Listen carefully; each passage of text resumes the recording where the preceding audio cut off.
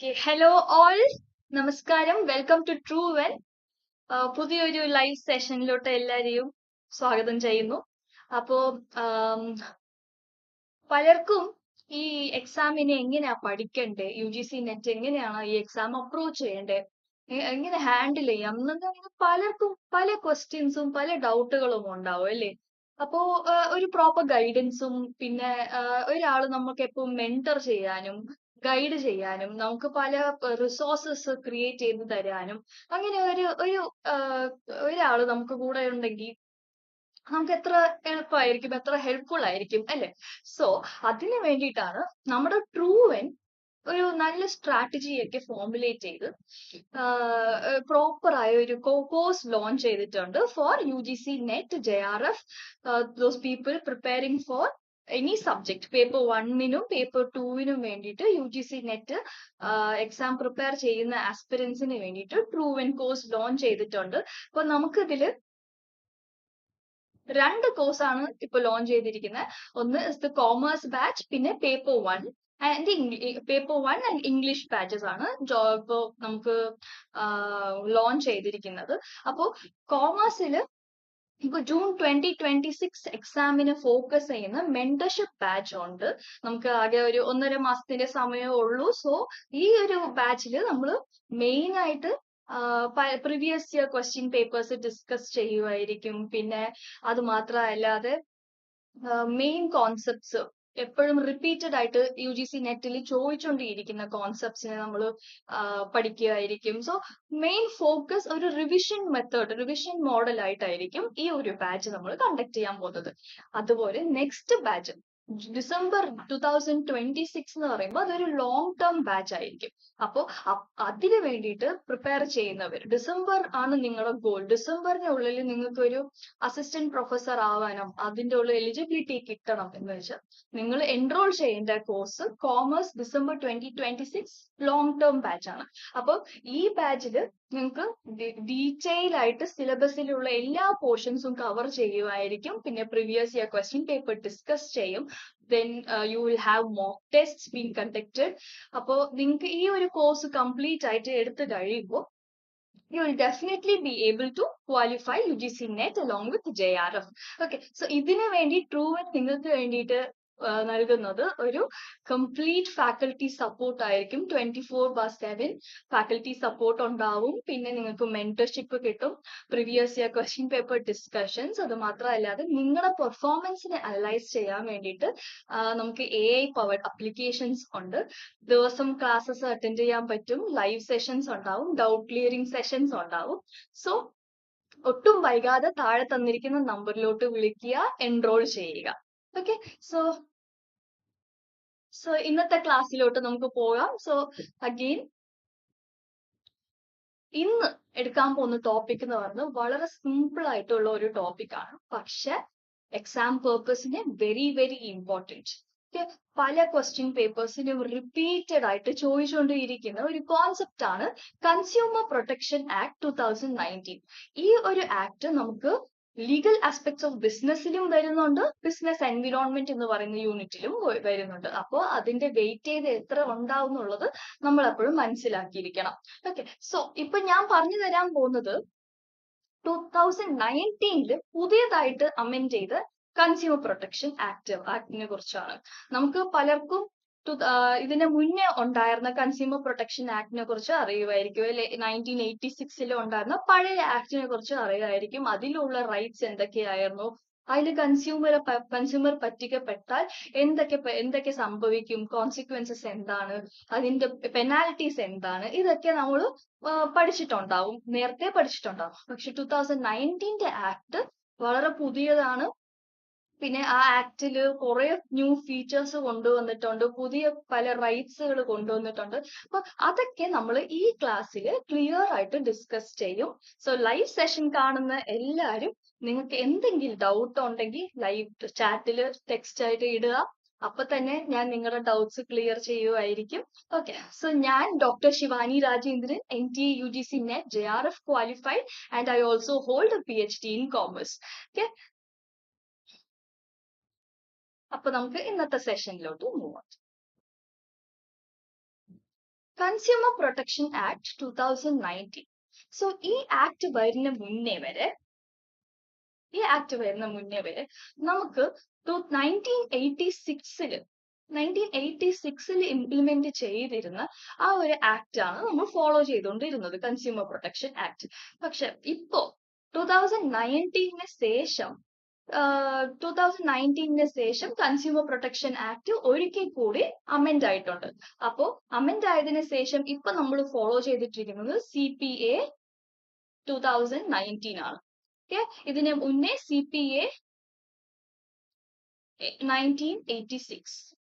Okay, so ഇത് രണ്ടത്തിലും എന്താണ് difference, എന്തിനു വേണ്ടിയിട്ടാണ് ഈ CPA അമെൻഡ് ചെയ്ത് പുതിയ ബില്ല് എന്തുകൊണ്ടാണ് പാസ് ചെയ്ത് എന്ന് വെച്ചാൽ, അപ്പോ പണ്ടത്തെ പോലത്തെ ഒരു ട്രാൻസാക്ഷൻസ് അല്ല നമ്മളിപ്പോ ചെയ്യുന്നത്, അല്ലെ? ഇന്ത്യ ഒരുപാട് ഡിജിറ്റലൈസ് ആയി. അപ്പോൾ ട്രാൻസാക്ഷൻസ് എല്ലാം ഡിജിറ്റൽ ട്രാൻസാക്ഷൻസ് ആയി മാറിപ്പോയി. സോ ഈ ഒരു സമയത്തില് പഴയ CPA തന്നെ നമ്മൾ follow ചെയ്തുകൊണ്ടിരുന്നാൽ it is not advisable, അല്ലേ? അപ്പൊ ഇപ്പോഴത്തെ സിറ്റുവേഷൻ അനുസരിച്ച് ആക്ടും മാറിക്കൊണ്ടിരിക്കണം. അതിനു വേണ്ടിയിട്ടാണ് CPA 2019 പുതിയ ആക്ട് ആയിട്ട് ഇംപ്ലിമെന്റ് ആയത്. സോ ഇവിടെ new forms of unfair trade practices, payment, ഇപ്പൊ ഡിജിറ്റൽ പേയ്മെന്റ് നടത്തുമ്പോൾ പേയ്മെന്റ് റിസ്ക് ഉണ്ടാവും, പേയ്മെന്റ് സെക്യൂരിറ്റി ഇഷ്യൂസ് വരാൻ ചാൻസ് ഉണ്ട്, ഡിഫക്റ്റഡ് പ്രോഡക്ട്സിന് ഓൺലൈനിൽ ഡെലിവർ ചെയ്യാൻ ചാൻസ് ഉണ്ട്. പിന്നെ ഒരു ഓൺലൈനിൽ നമുക്ക് ആമസോൺ എടുത്തു കഴിഞ്ഞാൽ അതിൽ നമ്മൾ കാണുന്ന പിക്ചറിൽ കണ്ടിട്ട് നമ്മൾ എന്തെങ്കിലും ഓർഡർ ചെയ്യും. പക്ഷെ നമുക്ക് വീട്ടിൽ നിന്ന് ഡെലിവർ ആവുമ്പോൾ നമ്മൾ ഓർഡർ ചെയ്ത സാധനങ്ങൾ ആയിരിക്കില്ല, ചിലപ്പോൾ ഡിഫക്റ്റഡ് ആയിരിക്കാം, അല്ലെ ചിലപ്പോൾ കളർ മാറി പോയിരിക്കാം, അല്ലെ നമ്മൾ ഓർഡർ ചെയ്ത പ്രോഡക്റ്റ് ആയിരിക്കില്ല. അപ്പൊ ഇങ്ങനത്തെ അൺഫെയർ ട്രേഡ് പ്രാക്ടീസസ് കുറെ നടക്കുന്നുണ്ട്, അല്ലെ? സോ ഈ കാര്യത്തിനെ അഡ്രസ് ചെയ്യാൻ വേണ്ടിയിട്ടാണ് പുതിയ ടൈപ്പ് ഓഫ് അൺഫെയർ ട്രേഡ് പ്രാക്ടീസസിനെ അഡ്രസ് ചെയ്യാൻ വേണ്ടിയിട്ടാണ് കൺസ്യൂമർ പ്രൊട്ടക്ഷൻ ആക്ടിനെ അമെൻഡ് ചെയ്തിരിക്കുന്നത്. Okay, so this act replaced the old Consumer Protection Act of 1986 to address the consumer vulnerability to new forms of unfair trade practices. Okay, so ഇത് എന്നാണ് implement ചെയ്തിരിക്കുന്നത്? 6th August 2019 രാജ്യസഭയിൽ ഈ bill പാസ്സായിരിക്കുന്നത്. Okay, so ഇപ്പൊ consumer protection act 2019 consumer എന്ന് പറയുന്നതിന്റെ definition കുറച്ചുകൂടെ add on ചെയ്ത് ഇത്തിരി മോഡിഫൈ ചെയ്തിട്ടുണ്ട്. ഓക്കെ, സോ കൺസ്യൂമർ എന്ന് പറഞ്ഞാൽ ആരാണ്? ഇപ്പൊ നമ്മൾ ഒരു സാധനം വാങ്ങിക്കുകയാണ്. സോ ആ സാധനം വാങ്ങിക്കുമ്പോൾ ഇൻ റിട്ടേൺ, ഇൻ എക്സ്ചേഞ്ച് നമ്മൾ ഒരു പ്രൈസോ അല്ലെങ്കിൽ അത് പ്രൈസിന്റെ ഈക്വൽ ആയിട്ട് എന്തെങ്കിലും വാല്യൂബിൾസോ അങ്ങനെ നമ്മൾ തിരിച്ചു കൊടുക്കാതെ ഒരു സാധനം വാങ്ങിച്ചിട്ടുണ്ടെങ്കിൽ അത് ഒരു ട്രാൻസാക്ഷൻ ആവില്ല, അത് ഒരു പെർച്ചേസ് ആവത്തില്ല, അല്ലേ? സോ ഒരു proper purchase of goods or ഒരു സർവീസ് അവൈൽ ചെയ്തിട്ടുണ്ട്, അത് മാത്രമല്ലാതെ ആ സർവീസ് അവൈൽ ചെയ്തതിനും ആ പ്രോഡക്റ്റ് മേടിച്ചതിനും നമ്മൾ എന്തെങ്കിലും കൺസിഡറേഷൻ, പൈസയായിട്ടോ പൈസക്ക് ഈക്വൽ ആയിട്ടുള്ള വാല്യൂബിൾ തിങ്സ് ആയിട്ടോ നമ്മൾ എന്തെങ്കിലും എക്സ്ചേഞ്ച് ചെയ്തിട്ടുണ്ടെങ്കിൽ അപ്പോ നമ്മളാണ് ആ കൺസ്യൂമർ എന്ന് പറയുന്നത്. Okay, so a person who buys goods avails services for a consideration. ഇവിടെ ഇമ്പോർട്ടന്റ് ഏതാണ്? കൺസിഡറേഷൻ. സാധനങ്ങൾ വാങ്ങിച്ചാൽ മാത്രം പോരാ, there should be some consideration as well, and അവരാണ് കൺസ്യൂമർ എന്ന് പറയുന്നത്. പക്ഷെ നമ്മൾ വാങ്ങുന്ന സാധനം വേറൊരു കമേഴ്ഷ്യൽ പെർപ്പസിന് യൂസ് ചെയ്യാൻ പാടില്ല. അങ്ങനെ നമ്മൾ കമേഴ്ഷ്യൽ പെർപ്പസിന് യൂസ് ചെയ്ത് കഴിഞ്ഞാൽ അവിടെ നമ്മൾ കൺസ്യൂമർ എന്ന് പറയുന്ന ഐഡന്റിറ്റിയെ ലൂസ് ചെയ്യുന്നുണ്ട്. Okay, so when we purchase some good for commercial purpose or when we avail some services for commercial purpose, then it would never we cannot become a consumer in that case. Okay, so ഇവിടെ പുതിയതായിട്ട് amend ചെയ്തിരിക്കുന്ന consumer protection act 2019 consumers എങ്ങനത്തെ transactions ചെയ്താലും അവരൊരു consumer എന്ന് പറയാൻ പറ്റും. Okay, for example direct ആയിട്ട് പൈസ കൊടുത്താൽ മാത്രമല്ല, അല്ലാതെ ഡിജിറ്റൽ ട്രാൻസാക്ഷൻസ് ചെയ്താലും, പ്രോഡക്റ്റിന് നേരിട്ട് പോയി മേടിക്കാതെ ഓൺലൈൻ ഷോപ്പിംഗ് വഴി വാങ്ങിച്ചാലും, അല്ലെങ്കിൽ പോയിന്റ് ഓഫ് സർവീസ് വഴി പേയ്മെന്റ് നടത്തിയിരുന്നെങ്കിലും, അപ്പോൾ they will be considered as consumers. Okay, so definition ആയിട്ട് നോക്കിക്കഴിഞ്ഞാൽ A person who buys any goods or avails a service for consideration. It does not include a person who obtain goods for resale or goods or service for commercial purpose. It covers all the transactions through various modes: online, teleshopping, and POS shopping. So main ആയിട്ട് E commerce വഴിയായിട്ട് നടത്തുന്ന ട്രാൻസാക്ഷൻസും purchase and സെയിലും പിന്നെ unfair trade practices, പുതിയതായിട്ട് എന്തെങ്കിലും പ്രൈസിംഗിൽ trade practice മാൽ practices ചെയ്തിട്ടുണ്ടെങ്കിൽ, അല്ലെങ്കിൽ പ്രോഡക്റ്റിന് വിൽക്കാൻ വേണ്ടിയിട്ട് ഫാൾസ് ക്ലെയിം ചെയ്ത് വിൽക്കാൻ നോക്കുകയാണെങ്കിലും ഈ ആക്ടിലുള്ള പെനാൽറ്റീസ് ഓർ ഈ ആക്ട് പറയുന്ന വഴി ഉള്ള ഇംപ്രിസൺമെന്റ്സ് ആ ഒരു മാനുഫാക്ചറിനോ സെല്ലറിനോ കിട്ടുമായിരിക്കും. Okay, so consumer protection act 2019 പ്രകാരം ആരാണ് ഒരു കംപ്ലൈന്റ്, ആർക്കൊക്കെ കൺസ്യൂമർ പ്രൊട്ടക്ഷൻ ആക്ടിൽ കംപ്ലൈന്റ് ചെയ്യാൻ പറ്റും? അപ്പോ അത് നോക്കിക്കഴിഞ്ഞാൽ ഒരു കംപ്ലൈന്റ് എന്ന് പറയുന്നത് ഒരു കൺസ്യൂമർ ആവും, അതായത് ഒരു സാധനത്തിന് പർച്ചേസ് ചെയ്തവർ, ഒരു പ്രോഡക്റ്റിന് പർച്ചേസ് ചെയ്ത് അത് യൂസ് ചെയ്യുന്നവരാവാം. അവർക്ക് കംപ്ലൈന്റ് ചെയ്യാൻ പറ്റും. അവരെന്തെങ്കിലും ആ പ്രോഡക്റ്റിൽ എന്തെങ്കിലും ഡിഫക്റ്റോ അല്ല ഫങ്ഷനിങ് ഇല്ലാത്ത ഒരു പ്രോഡക്റ്റിനെ അവര് വിൽക്കുവാണെങ്കിൽ അപ്പൊ അവർക്ക് കൺസ്യൂമർ പ്രൊട്ടക്ഷൻ ആക്ടിൽ കംപ്ലൈന്റ് റേസ് ചെയ്യാൻ പറ്റും. പിന്നെ any voluntary consumer associations, then central ഗവൺമെന്റോ സ്റ്റേറ്റ് ഗവൺമെന്റോ അവരെന്തെങ്കിലും സർവീസസ് ഓർ പ്രോഡക്റ്റ് പർച്ചേസ് ചെയ്തിട്ടുണ്ടെങ്കിൽ അവർക്കും കൺസ്യൂമർ പ്രൊട്ടക്ഷൻ ആക്ടിൽ കംപ്ലൈന്റ്സ് റേസ് ചെയ്യാൻ പറ്റും. സെൻട്രൽ അതോറിറ്റി, പിന്നെ ഒരേ ഇൻട്രസ്റ്റ് ഉള്ള പല കസ്റ്റമേഴ്സ് ഒരുമിച്ച് കംപ്ലൈന്റ് റേസ് ചെയ്യാൻ പറ്റും, അവരും ഒരു കംപ്ലൈനന്റ് ആണ്. പിന്നെ ഒരു പ്രോഡക്റ്റ് ഉപയോഗിച്ച് ഒരാൾക്ക് എന്തെങ്കിലും പറ്റിയാൽ, അവർ ഹോസ്പിറ്റലൈസ്ഡ് ആയാലോ അല്ലെങ്കിൽ അവർക്ക് മരണം വരെ സംഭവിക്കാൻ ചാൻസ് ഉണ്ട് ഒരു പ്രോഡക്റ്റ് ഉപയോഗിച്ചിട്ട്. അപ്പോൾ അവർക്ക് കംപ്ലൈന്റ് ചെയ്യണമെങ്കിൽ അവരുടെ legal higher or legal representatives അവർക്ക് കംപ്ലൈന്റ് ചെയ്യാൻ പറ്റും. പിന്നെ കൺസ്യൂം ചെയ്തവർ മൈനർ ആണെങ്കിൽ അവരുടെ പാരന്റ്സ് അല്ലെങ്കിൽ ലീഗൽ ഗാർഡിയൻസ് ഒരു കംപ്ലൈനന്റ് ആയിട്ട് ആക്ട് ചെയ്യാൻ പറ്റും. ഓക്കെ, സോ ഇവരൊക്കെയാണ് കംപ്ലൈനന്റ്സ്. അടുത്ത നമ്മൾ നോക്കാൻ പോകുന്നത് main topic of the consumer protection act, consumer rights. ഈ ഒരു കൺസ്യൂമർ റൈറ്റ്സ് കോൺസെപ്റ്റ് ചോദിക്കാതെ ഒരു ക്വസ്റ്റ്യൻ പേപ്പറും ഞാൻ ഇതുവരെ എന്റെ എക്സ്പീരിയൻസിൽ കണ്ടിട്ടില്ല. ഓക്കെ, സോ വളരെ വളരെ ഇമ്പോർട്ടന്റ് ആയ ഒരു ടോപ്പിക്കാണ്, എല്ലാവരും ശ്രദ്ധിക്കുക. സോ 1986 നമുക്കൊരു 6 റൈറ്റ്സ് കൊടുത്തിട്ടുണ്ടായിരുന്നു. ഓക്കെ, സോ അഡീഷണലി 2019 ഇനി ഒരു 5 റൈറ്റ്സും കൂടി ആഡ് ആയിട്ടുണ്ട്. അതില് ഫസ്റ്റ് നമുക്ക് 1986 എന്തൊക്കെ ഉണ്ടായിരുന്നു, അതിപ്പോ എന്തൊക്കെ അഡീഷണൽ ആയിട്ട് എന്തൊക്കെ ആഡ് ഓൺ ചെയ്തിട്ടുണ്ട്, എന്ത് ചേഞ്ചസ് ആണ് കൊണ്ടുവന്നിരിക്കുന്നത് പ്രൊട്ടക്ഷൻ ആക്ടിൽ എന്നുള്ളത് നമുക്ക് നോക്കാം.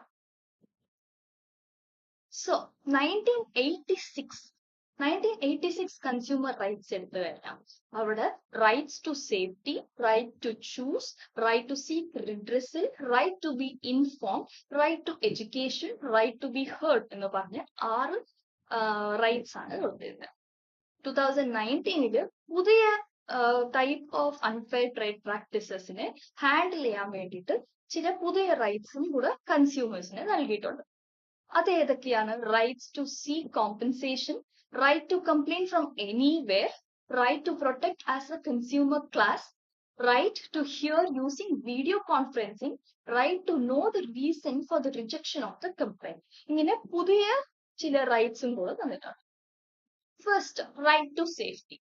ഈ റൈറ്റ് ടു സേഫ്റ്റി എന്താണ്?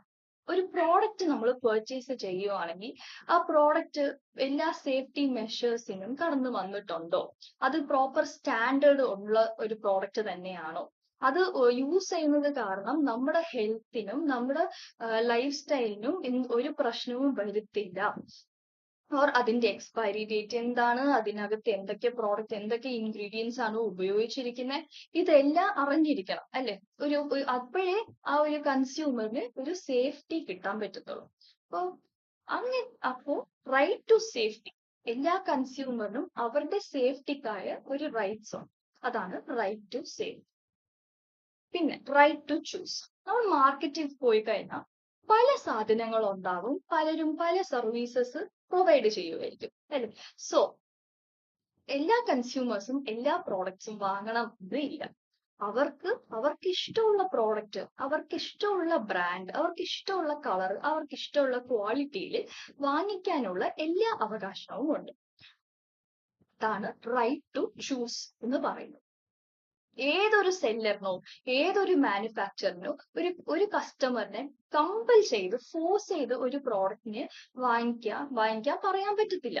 Okay, so every consumer, every citizen have the right to choose the products that they want to consume and then seek redressal. Right to seek redressal. ഇപ്പൊ ഒരു seller കാരണം അല്ലെങ്കിൽ ഒരു മാനുഫാക്ചറർ കാരണം ഒരു consumer or any customer അവര് പറ്റിക്കപ്പെട്ടാൽ, ഇപ്പം sellers unfair trade practices ഉപയോഗിച്ചു, അല്ലെങ്കിൽ ഒരു സ്പ്യൂരിയസ് ഗുഡ്സ് സെൽ ചെയ്തു, ഡിഫക്റ്റ് ആയ പ്രോഡക്റ്റ് സെൽ ചെയ്തു, നല്ലതാണെന്ന് ഫോൾസ് ക്ലെയിം ചെയ്ത് വിൽക്കുന്നു. അപ്പൊ ഇങ്ങനെയൊക്കെ പ്രശ്നങ്ങൾ വരുമ്പോ ആ കൺസ്യൂമർ പറ്റിക്കപ്പെടുന്നു. അപ്പൊ ആ കൺസ്യൂമർക്ക് അതിന് ഉള്ള കോമ്പൻസേഷൻ തിരിച്ചു മേടിക്കാൻ, കോമ്പൻസേഷൻ വാങ്ങിക്കാൻ അവർക്ക് എല്ലാ റൈറ്റ്സും ഉണ്ട്. സോ അതിന് വേണ്ടിയിട്ട് കൺസ്യൂമർ പ്രൊട്ടക്ഷൻ ആക്ടിൽ നമുക്ക് കൺസ്യൂമർ പ്രൊട്ടക്ഷൻ അതോറിറ്റി ഉണ്ട്.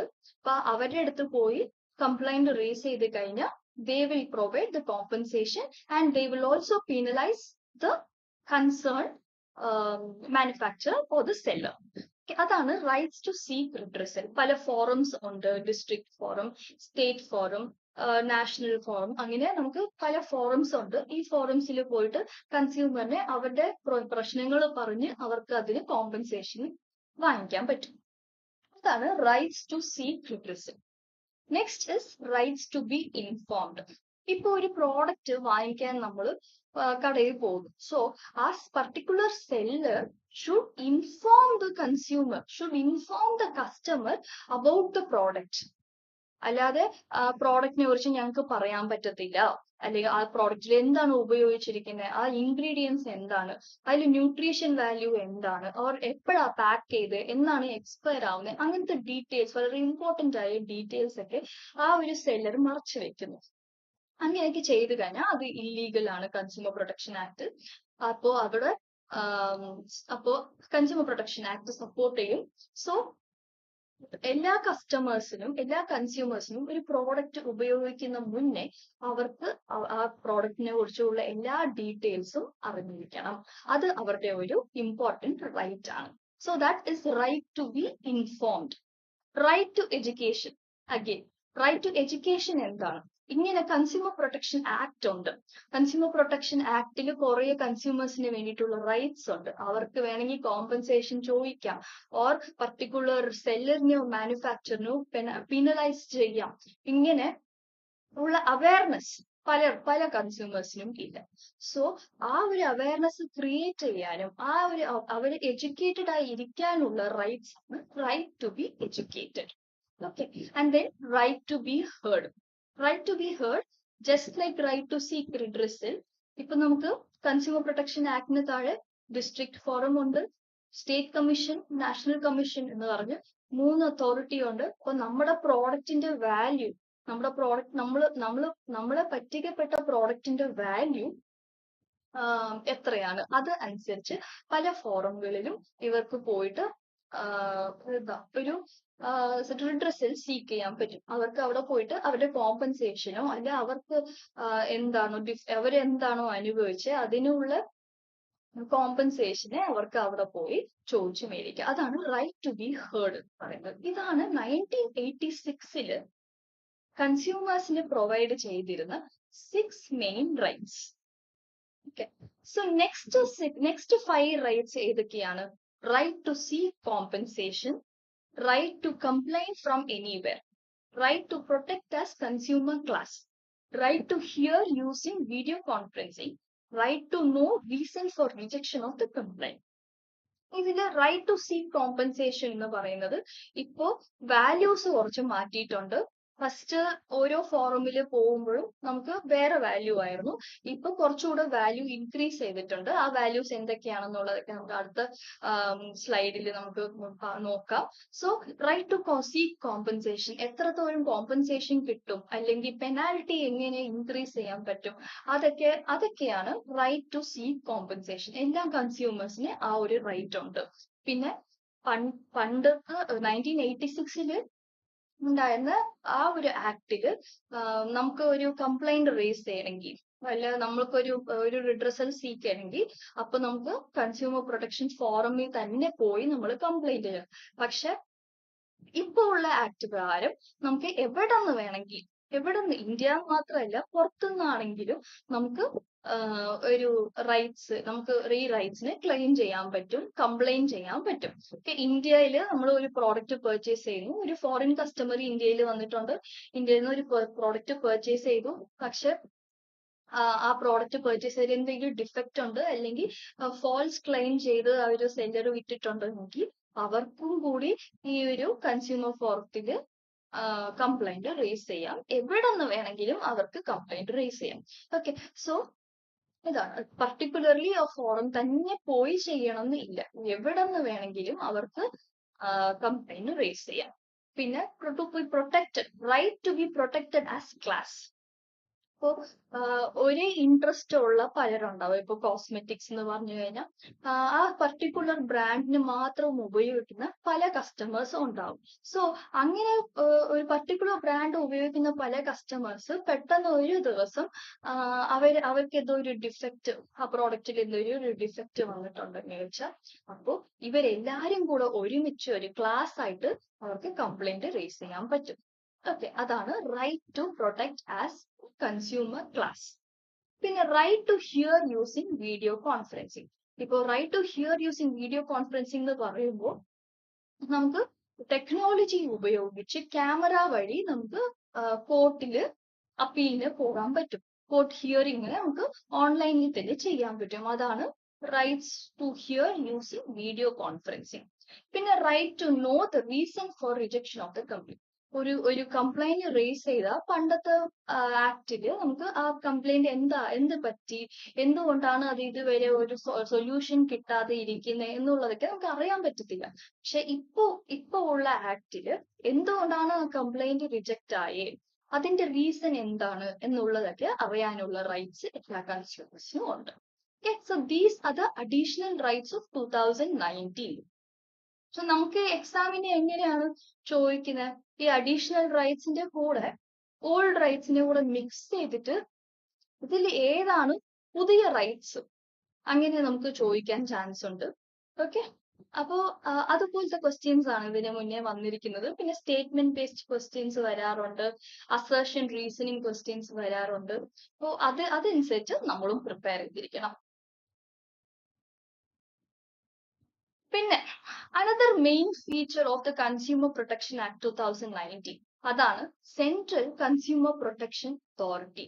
ഈ സെൻട്രൽ കൺസ്യൂമർ പ്രൊട്ടക്ഷൻ അതോറിറ്റി എന്ന് പറയുന്ന അതോറിറ്റിയെ ഈ കൺസ്യൂമർ പ്രൊട്ടക്ഷൻ ആക്ട് 2019 ഇംപ്ലിമെന്റ് ചെയ്തിരിക്കുന്നത്.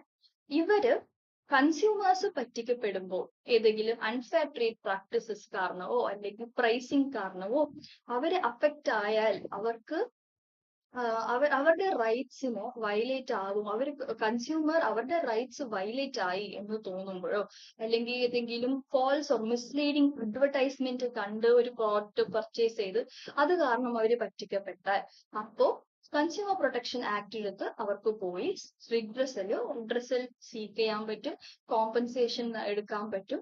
അപ്പൊ അതിന് വേണ്ടിയിട്ടാണ് ഈ consumer protection authority, central consumer protection authority ഉള്ളത്.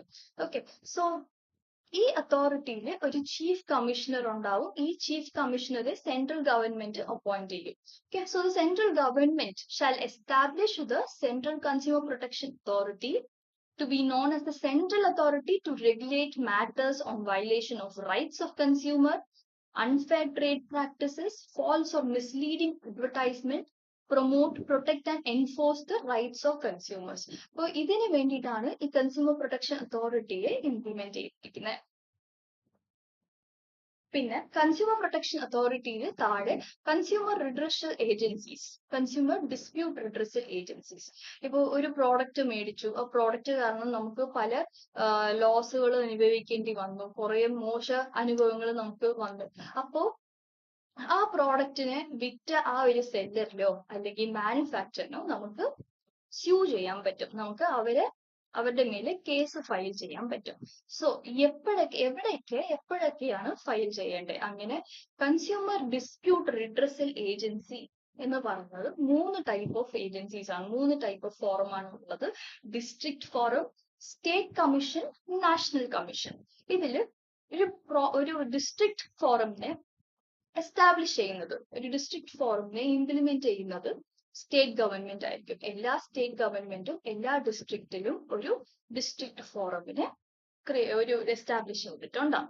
ഓക്കെ, സോ ഇവര് ഡിസ്ട്രിക്ട് ലെവൽ നടക്കുന്ന പ്രശ്നങ്ങൾ എല്ലാത്തിനും ഹാൻഡിൽ ചെയ്യും.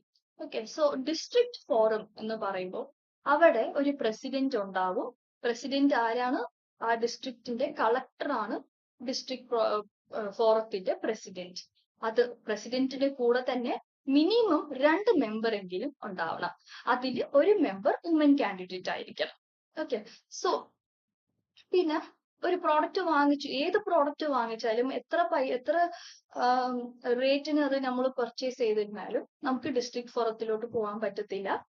അപ്പൊ നമ്മൾ വാങ്ങിച്ച പ്രോഡക്റ്റിന്റെ വാല്യൂ അല്ലെങ്കിൽ നമ്മൾ അവൈൽ ചെയ്തിരിക്കുന്ന സർവീസിന്റെ വാല്യൂ 1 കോടിയുടെ താഴെയാണ് എങ്കിൽ, 1 കോടിയുടെ താഴെയാണ് വരുന്നത്, എന്നാൽ മാത്രമേ ഡിസ്ട്രിക്ട് ഫോറത്തിലോട്ട് നമുക്ക് പോയി കംപ്ലൈന്റ് റേസ് ചെയ്യാൻ പറ്റും. So the value of the goods paid or the service avail should not exceed 1 crore. Okay, 1 crore ആണ് ബേസ് ലിമിറ്റ്. സോ അപ്പോ നമ്മൾ അവിടെ പോയിട്ട് ഡിസ്ട്രിക്ട് ഫോറത്തിൽ കംപ്ലൈന്റ് ചെയ്തതിന് ശേഷം അവർക്ക് ആ കംപ്ലൈന്റ് കൂടി കിട്ടുന്ന കോമ്പൻസേഷൻ തികഞ്ഞില്ല, അല്ലെങ്കിൽ അവര് പറഞ്ഞ പെനാൽറ്റി സാറ്റിസ്ഫാക്ഷൻ ഇല്ല, അപ്പോ നമുക്ക് 45 ഡേയ്സിന് ഉള്ളിൽ സ്റ്റേറ്റ് കമ്മീഷനിൽ പോയി ഒരു അപ്പീലിന് പോകാൻ പറ്റും. ഓക്കെ, സ്റ്റേറ്റ് കമ്മീഷന് അപ്പീലിന് പോകാൻ പറ്റും. ഓരോ കേസും ഡിസ്ട്രിക്ട് ഫോറത്തിൽ 30 ദിവസത്തിനുള്ളിൽ ഡിസ്പോസ് ചെയ്തിരിക്കും. ഓക്കെ, ഇതാണ് ഡിസ്ട്രിക്ട് ഫോറം എന്ന് പറയുന്നത്.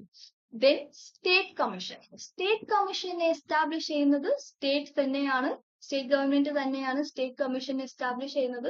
ഇവിടെ ഒരു പ്രസിഡന്റ് ഉണ്ടാവും, മിനിമം 4 മെമ്പർ ഉണ്ടാവും, ഒരു വുമൻ കാൻഡിഡേറ്റ് ഉണ്ടാവണം.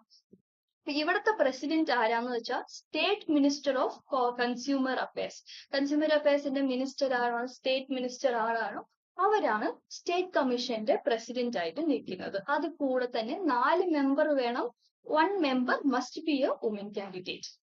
Then സ്റ്റേറ്റ് കമ്മീഷനിൽ നമ്മൾ ഒരു കംപ്ലൈന്റ് റേസ് ചെയ്യണമെങ്കിൽ നമ്മൾ വാങ്ങിച്ചിരുന്ന പ്രോഡക്റ്റോ അല്ലെങ്കിൽ നമ്മൾ യൂസ് ചെയ്യുന്ന സർവീസസോ അതിന്റെ consideration value more than 1 crore ആയിരിക്കണം. More than 1 crore, less than 10 crore, but not exceeding 10 crore. So 1 to 10 crore ഉള്ളിൽ നമ്മുടെ പ്രോഡക്റ്റിന്റെ വാല്യൂ ഉണ്ടെങ്കിൽ അപ്പോൾ നമുക്ക് സ്റ്റേറ്റ് കമ്മീഷനിൽ പോയിട്ട് കംപ്ലൈന്റ് റേസ് ചെയ്യാം. പിന്നെ ഇവിടെ സ്റ്റേറ്റ് കമ്മീഷൻ തരുന്ന ജഡ്ജ്മെന്റ്, സ്റ്റേറ്റ് ഗവൺമെന്റ് തരുന്ന കോമ്പൻസേഷൻ നമുക്ക് സാറ്റിസ്ഫൈ ആയില്ലെങ്കിൽ എന്നാൽ നാഷണൽ കമ്മീഷനിലോട്ട് നമുക്ക് അപ്പീൽ ചെയ്യാൻ പറ്റും. 30 ദിവസത്തിനുള്ളിൽ അപ്പീൽ ചെയ്തിരിക്കണം. This and state commission also disposes the complaints in 90 days. Okay, 90 days il state commission ഓരോ പ്രശ്നങ്ങളും ഓരോ appeals and complaints നെ dispose ചെയ്തിട്ടുണ്ടാവും. Next is the national commission. National കമ്മീഷനെ എസ്റ്റാബ്ലിഷ് ചെയ്യുന്നത് സെൻട്രൽ ഗവൺമെന്റ് ആണ്. എസ്റ്റാബ്ലിഷ് ചെയ്യുന്നത്. ഇവിടെ നമുക്ക് ഒരു പ്രസിഡന്റ് ഉണ്ടാവും, minimum 4 members, 1 member should be a woman out of it. So ഇവിടെ പ്രസിഡന്റ് ആരാണ്? The central minister, union minister of consumer affairs ആണ് നാഷണൽ കമ്മീഷന്റെ പ്രസിഡന്റ് ആയിരിക്കുന്നത്. ആൻഡ് നമുക്ക് നാഷണൽ കമ്മീഷന്റെ ഒരു റിഡ്രസൽ സീക്ക് ചെയ്യണമെങ്കിൽ അപ്പോ നമ്മൾ വാങ്ങിച്ചിരിക്കുന്ന പ്രോഡക്റ്റോ നമ്മൾ ഉപയോഗിച്ചിരിക്കുന്ന സർവീസോ 10 കോടിന് മേലെയായിരിക്കണം. അതിന്റെ പ്രൈസ് വാല്യൂ, കൺസിഡറേഷൻ വാല്യൂ 10 ക്രോർസിന് മേലെയാണെങ്കിൽ നമുക്ക് നാഷണൽ കമ്മീഷനിൽ പോയി കംപ്ലൈന്റ് റേസ് ചെയ്യാൻ പറ്റും. ഇപ്പോ നമുക്ക് നാഷണൽ കമ്മീഷൻ തരുന്ന ജഡ്ജ്മെന്റോ കോമ്പൻസേഷനോ സാറ്റിസ്ഫൈ ആയില്ലെങ്കിൽ അപ്പോ നമുക്ക് ഹൈക്കോർട്ടിൽ പോയി അപ്പീൽ ചെയ്യാനുള്ള റൈറ്റ്സ് ഉണ്ട്. ഹൈക്കോർട്ടിന് പോയി അപ്പീൽ ചെയ്യേണ്ട സമയം 30 ദിവസം. ആ കേസ് വന്ന് 30 ഡേയ്സിനുള്ളിൽ ഹൈക്കോർട്ടിൽ പോയി അപ്പീൽ ചെയ്യണം. ഇവിടെയും നാഷണൽ കമ്മീഷനിലും ഒരു കേസ് വന്നു കഴിഞ്ഞാൽ 90 ഡേയ്സിൽ ആ കേസിനെ ഡിസ്പോസ് ചെയ്തിരിക്കും. സോ ഇതിൽ മെയിൻ ഡിഫറൻസ് ഈസി ആയിട്ട് പഠിക്കണമെങ്കിൽ ഡിസ്ട്രിക്ട് ഫോറത്തില് കളക്ടറാണ് പ്രസിഡന്റ്, അതല്ലാതെ 2 മെമ്പർ ഉണ്ടാവണം. സ്റ്റേറ്റ് കമ്മീഷനില് state minister of consumer affairs ആണ് പ്രസിഡന്റ്, 4 മെമ്പർ മിനിമം വേണം. നാഷണൽ കമ്മീഷനില് union minister of consumer affairs ആണ് പ്രസിഡന്റ്, ഇവിടെയും 4 മെമ്പർ വേണം. സ്റ്റേറ്റിലും നാഷണലിലും minimum 4 members, out of which 1 should be a woman candidate. And next district forum എടുത്തു കഴിഞ്ഞാൽ അവിടെ നമ്മുടെ പ്രോഡക്റ്റിന്റെ വാല്യൂ 1 crore മേലെ ആയിരിക്കാൻ പാടില്ല. അതുവരെ ഇൻ സ്റ്റേറ്റ് കമ്മീഷനിൽ 1 to 10 crore ആണ് value of the product. And national കമ്മീഷനിൽ മോർ ദാൻ 10 crore വാല്യൂ ഉണ്ടെങ്കിൽ നാഷണൽ കമ്മീഷനിൽ നമുക്ക് പോയി കംപ്ലൈന്റ് റേസ് ചെയ്യാം. പിന്നെ ഡിസ്ട്രിക്ട് ഫോറത്തിൽ 45 days അപ്പീൽ ടൈം ഉണ്ട്. സ്റ്റേറ്റ് കമ്മീഷനിലോട്ട് അപ്പീലിന് പോകണമെങ്കിൽ 45 days ടൈം ആണ് ഉള്ളത്. വരെ സ്റ്റേറ്റ് കമ്മീഷനിലും നാഷണൽ കമ്മീഷനിലും we have only 30 days of time. And case dispose ആവുന്നതും ഡിസ്ട്രിക്ട് ഫോറത്തിൽ 30 days കേസ് ഡിസ്പോസ് ആവും. പക്ഷെ സ്റ്റേറ്റ് കമ്മീഷൻ ആൻഡ് നാഷണൽ കമ്മീഷനിൽ 90 days സമയം എടുക്കും. സോ ഇത് വളരെ വളരെ ഇമ്പോർട്ടന്റ് ആണ്. അഗെയിൻ 5-star ടോപ്പിക് ആണ്. ഷോർട്ട് ക്വസ്റ്റ്യൻസ് വരാനുള്ള ചാൻസ് ഉണ്ട്. അടുത്തത് കൺസ്യൂമർ പ്രൊട്ടക്ഷൻ ആക്ടിലെ ഏറ്റവും ലാസ്റ്റ് ആയിട്ടുള്ള ഒരു ടോപ്പിക് ആണ് പെനാൽറ്റീസ്. സോ പുതിയ ആക്ടിൽ എന്തൊക്കെ പെനാൽറ്റീസ് ആണ് നൽകിയിരിക്കുന്നത് നോക്കാം. Penalty for non compliance of direction of central authority. Central authority പറയുന്ന കാര്യങ്ങൾ പ്രോപ്പറായിട്ട് അനുസരിച്ചില്ലെങ്കിൽ, സെൻട്രൽ അതോറിറ്റിയിൽ തന്നിരിക്കുന്ന റൈറ്റ്സിന് വയലേറ്റ് ആവുന്ന രീതിക്ക് ഏതെങ്കിലും സെല്ലറോ മാനുഫാക്ചററോ ഉണ്ടെങ്കിൽ എന്നാൽ അവർക്ക് നൽകാൻ പോകുന്ന പെനാൽറ്റി എന്താണ്? Imprisonment for up to 6 months. 6 months of imprisonment or fine up to 20 lakhs അല്ലെങ്കിൽ രണ്ടും. ഇതാണ് പെനാൽറ്റി ആയിട്ട് for non compliance of the direction of central authority. പിന്നെ penalty for false advertisements, imprisonment up to 2 years or fine of rupees 10 lakhs. Penalty for manufacturing or selling, storing, distributing of product containing adulterants. If it does not result in any injury, ആ product കാരണം ഒരു ഇഞ്ചുറിയും സംഭവിച്ചിട്ടില്ല എന്ന് വെച്ചാൽ അവർക്ക് imprisonment up to 6 months or fine to 1 lakh. എന്തെങ്കിലും injury cause ആയാൽ എന്നാൽ imprisonment up to 1 year or fine of rupees 3 lakh. If it causes any injury amounting to a huge extent, വലിയൊരു ഇഞ്ചുറി ആണ് സംഭവിച്ചിരിക്കുന്നത് എന്ന് വെച്ചാൽ അപ്പോൾ 7 വർഷത്തിന്റെ ഇംപ്രിസൺമെന്റും 5 lakhs ഫൈൻ ആണ് അടയ്ക്കേണ്ടത്. പ്രോഡക്റ്റ് ഉപയോഗിച്ച് ഒരു കൺസ്യൂമർ മരിച്ചു പോയാൽ അപ്പോൾ imprisonment of life or fine of up to 10 lakhs. ഇതാണ് പുതിയ കൺസ്യൂമർ പ്രൊട്ടക്ഷൻ ആക്ട് 2019 നൽകുന്ന penalties. So this is all about the Consumer Protection Act. Consumer Protection Actൽ പുതിയതായിട്ട് ആഡ് ആയിരിക്കുന്ന റൈറ്റ്സ് നമ്മൾ പഠിച്ചു. കംപ്ലൈനന്റ് എന്ന് പറഞ്ഞാൽ ആരാണെന്ന് പഠിച്ചിട്ടുണ്ട്. കൺസ്യൂമർ പ്രൊട്ടക്ഷൻ അതോറിറ്റിനെ കുറിച്ച് പഠിച്ചു. കൺസ്യൂമർ ഡിസ്പ്യൂട്ട് റിഡ്രസൽ ഏജൻസീസിനെ കുറിച്ച് പഠിച്ചു. പിന്നെ കൺസ്യൂമർ പ്രൊട്ടക്ഷൻ ആക്ട് നൽകുന്ന പെനാൽറ്റീസ് ആൻഡ് ഇംപ്രിസൺമെന്റ് എന്താണെന്നുള്ളതും നമ്മൾ ഇന്നത്തെ സെഷനിൽ കവർ ചെയ്തിട്ടുണ്ട്. Hope you all have enjoyed the class. Hope you all have understood what I have taught. So, ഇതുവരെ UGC net exam, UGC net JRFന് വേണ്ടിയിട്ട് ട്രൂവെനിൽ എൻറോൾ ചെയ്യാത്ത ആസ്പിറൻസ് ഉണ്ടെങ്കിൽ വേഗം പോയി ഈ നമ്പറിൽ വിളിച്ച് ഒന്ന് എൻറോൾ ചെയ്യുക. ഓക്കെ, അപ്പൊ നിങ്ങൾക്ക് ലൈവ് സെഷൻസ്, പിന്നെ റെക്കോർഡഡ് സെഷൻസ്, അത് മാത്രമല്ലാതെ മെന്റർഷിപ്പ് സപ്പോർട്ടും നമ്മുടെ കേരളത്തിലെ ഏറ്റവും ബെസ്റ്റ് ആയുള്ള ഫാക്കൽറ്റി ടീമിന്റെ സപ്പോർട്ടും അതുമാത്രമല്ലാതെ AI പവേർഡ് ആപ്ലിക്കേഷനിൽ നിങ്ങളുടെ പെർഫോമൻസ് അനലൈസ് ചെയ്ത് പഠിക്കാനുള്ള വഴികളും എല്ലാം നിങ്ങൾക്ക് കിട്ടുമായിരിക്കും. ഓക്കെ, സോ ട്രൂവെൻ നിങ്ങൾക്ക് വേണ്ടിയിട്ട് 24/7 അവൈലബിൾ ആണ്. എപ്പോൾ വേണമെങ്കിൽ നിങ്ങൾക്ക് വിളിച്ച് നിങ്ങളുടെ ഡൗട്ട്സ് ചോദിക്കാം, ക്ലിയർ ചെയ്യാൻ ഞങ്ങൾ ഉണ്ടാവും, ഞങ്ങളുടെ ടീം ഉണ്ടാവും. Monetary policy. Okay, so monetary policy questions, monetary policy പറയുന്ന കോൺസെപ്റ്റ് നമുക്ക് 2 യൂണിറ്റിൽ ചോദിക്കുന്നതാണ്. ഫസ്റ്റ് യൂണിറ്റിലും ബിസിനസ് എൻവിറോൺമെന്റ് ഇന്റർനാഷണൽ ബിസിനസ് എന്ന് പറയുന്ന യൂണിറ്റിലും ബാങ്കിങ് ആൻഡ് ഫിനാൻഷ്യൽ ഇൻസ്റ്റിറ്റ്യൂഷൻ എന്ന് പറയുന്ന യൂണിറ്റിലും 2 യൂണിറ്റിലും നമുക്ക് മോണിറ്ററി പോളിസി എന്ന് പറയുന്ന ഒരു കോൺസെപ്റ്റ് സിലബസിൽ തന്നിട്ടുണ്ട്. ഓക്കെ, അതുമാത്രമല്ല പല question papers, previous year question papers എടുത്ത് നോക്കിയാലും നമുക്ക് റിപ്പീറ്റഡ് ആയിട്ട് കാണാൻ പറ്റുന്ന ഒരു കോൺസെപ്റ്റ് ആണ് ഈ മോണിറ്ററി പോളിസി എന്ന് പറയുന്നത്. ഓക്കെ, മോണിറ്ററി പോളിസിയുടെ ഇൻസ്ട്രുമെന്റ്സ്, മോണിറ്ററി പോളിസിയിലും ഫിസിക്കൽ പോളിസിയിലും ഉള്ള ഡിഫറൻസ് വെച്ചിട്ടുള്ള ചോദ്യങ്ങൾ, ആരാണ് മോണിറ്ററി പോളിസി ഫോർമുലേറ്റ് ചെയ്യുന്നത്, എന്തിനാണ് ഫോർമുലേറ്റ് ചെയ്യുന്നത്, or current affair based monetary policy, ഓരോ ഇൻസ്ട്രുമെന്റിൽ CRR റേറ്റ് എന്താണ്, SLR റേറ്റ് എന്താണ്, ഇങ്ങനെ പല പല ക്വസ്റ്റ്യൻസ് ആണ് നമുക്ക് UGC നെറ്റ് കോമേഴ്സ് പേപ്പറിൽ റിപ്പീറ്റഡ് ആയിട്ട് വന്നിട്ടുള്ളത്. ഓക്കെ, സോ ഇന്ന് നമ്മൾ മോണിറ്ററി പോളിസി എന്നുള്ള കോൺസെപ്റ്റിന് ക്ലിയർ ആയിട്ട് ഡീറ്റെയിൽ ആയിട്ട് പഠിക്കുന്നതായിരിക്കും. സോ ഇതൊരു ലൈവ് സീരീസ് ആയതുകൊണ്ട് തന്നെ നിങ്ങൾക്കും എൻ്റെ അടുത്ത് ഡയറക്റ്റ് ആയിട്ട് ഇന്ററാക്ട് ചെയ്യാൻ പറ്റും. എന്തെങ്കിലും ക്വസ്റ്റ്യൻസ് നിങ്ങൾക്ക് ഡൗട്ട്സ് ഉണ്ടാവും, കോമേഴ്സ് റിലേറ്റഡ് ഡൗട്ട്സ് ഉണ്ടാവും. സോ ആ ഡൗട്ട്സ് നിങ്ങൾക്ക് ക്ലിയർ ചെയ്യാൻ പറ്റും. അതേപോലെ എക്സാം ബന്ധപ്പെട്ടുള്ള ക്വസ്റ്റ്യൻസും ഡൗട്ട്സുകളും നിങ്ങൾക്ക് എന്നോട് ചോദിക്കാം. പേപ്പർ 1, പേപ്പർ 2 എന്ത് വേണമെങ്കിലും നിങ്ങൾക്ക് ഞാൻ ക്ലിയർ ചെയ്ത് തരുമായിരിക്കും. ഓക്കെ, സോ ഹോപ്പ്ഫുള്ളി എല്ലാവരും നല്ല രീതിക്കുള്ള പ്രിപ്പറേഷനിലാണ് എന്ന് ഞാൻ വിചാരിക്കുന്നു. സോ അതേ ഒരു ഫയറിൽ ഈ 1.5 മാസം കൊണ്ട് നമ്മൾ എന്തൊക്കെ മെയിൻ ആയിട്ട് പഠിക്കണം, ഇപ്പൊ നമ്മൾ ഈ 1.5 മാസത്തിൽ ഇപ്പൊ തുടങ്ങി ഫുൾ കോൺസെപ്റ്റ് എല്ലാം സിലബസിലുള്ള എല്ലാം പഠിച്ചു തീർക്കാൻ പറ്റത്തില്ല അല്ലെ. സോ എന്ത് പഠിച്ചാൽ നമുക്ക് എക്സാം പാസ് ചെയ്യാൻ പറ്റും, അത് മാത്രം നമ്മൾ ഈ സീരീസ്, ലൈവ് സീരീസിൽ ഇമ്പോർട്ടൻറ്റ് ക്വസ്റ്റ്യൻസ്, ഇമ്പോർട്ടൻറ്റ് കോൺസെപ്റ്റ്സ് ഇത് മാത്രം നമ്മൾ പഠിക്കാൻ പോവാണ്. ഓക്കെ, സോ സമയം ഒട്ടും വേസ്റ്റ് ചെയ്യാതെ മോണിറ്ററി പോളിസി എന്നുള്ള കോൺസെപ്റ്റ് നമുക്ക് പഠിച്ചു തുടങ്ങാം.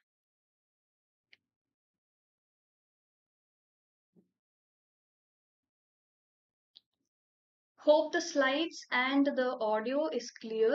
എന്തെങ്കിലും പ്രശ്നം ഉണ്ടെങ്കിൽ ലൈവ് ചാറ്റിൽ കമന്റ് ചെയ്യുക. Okay.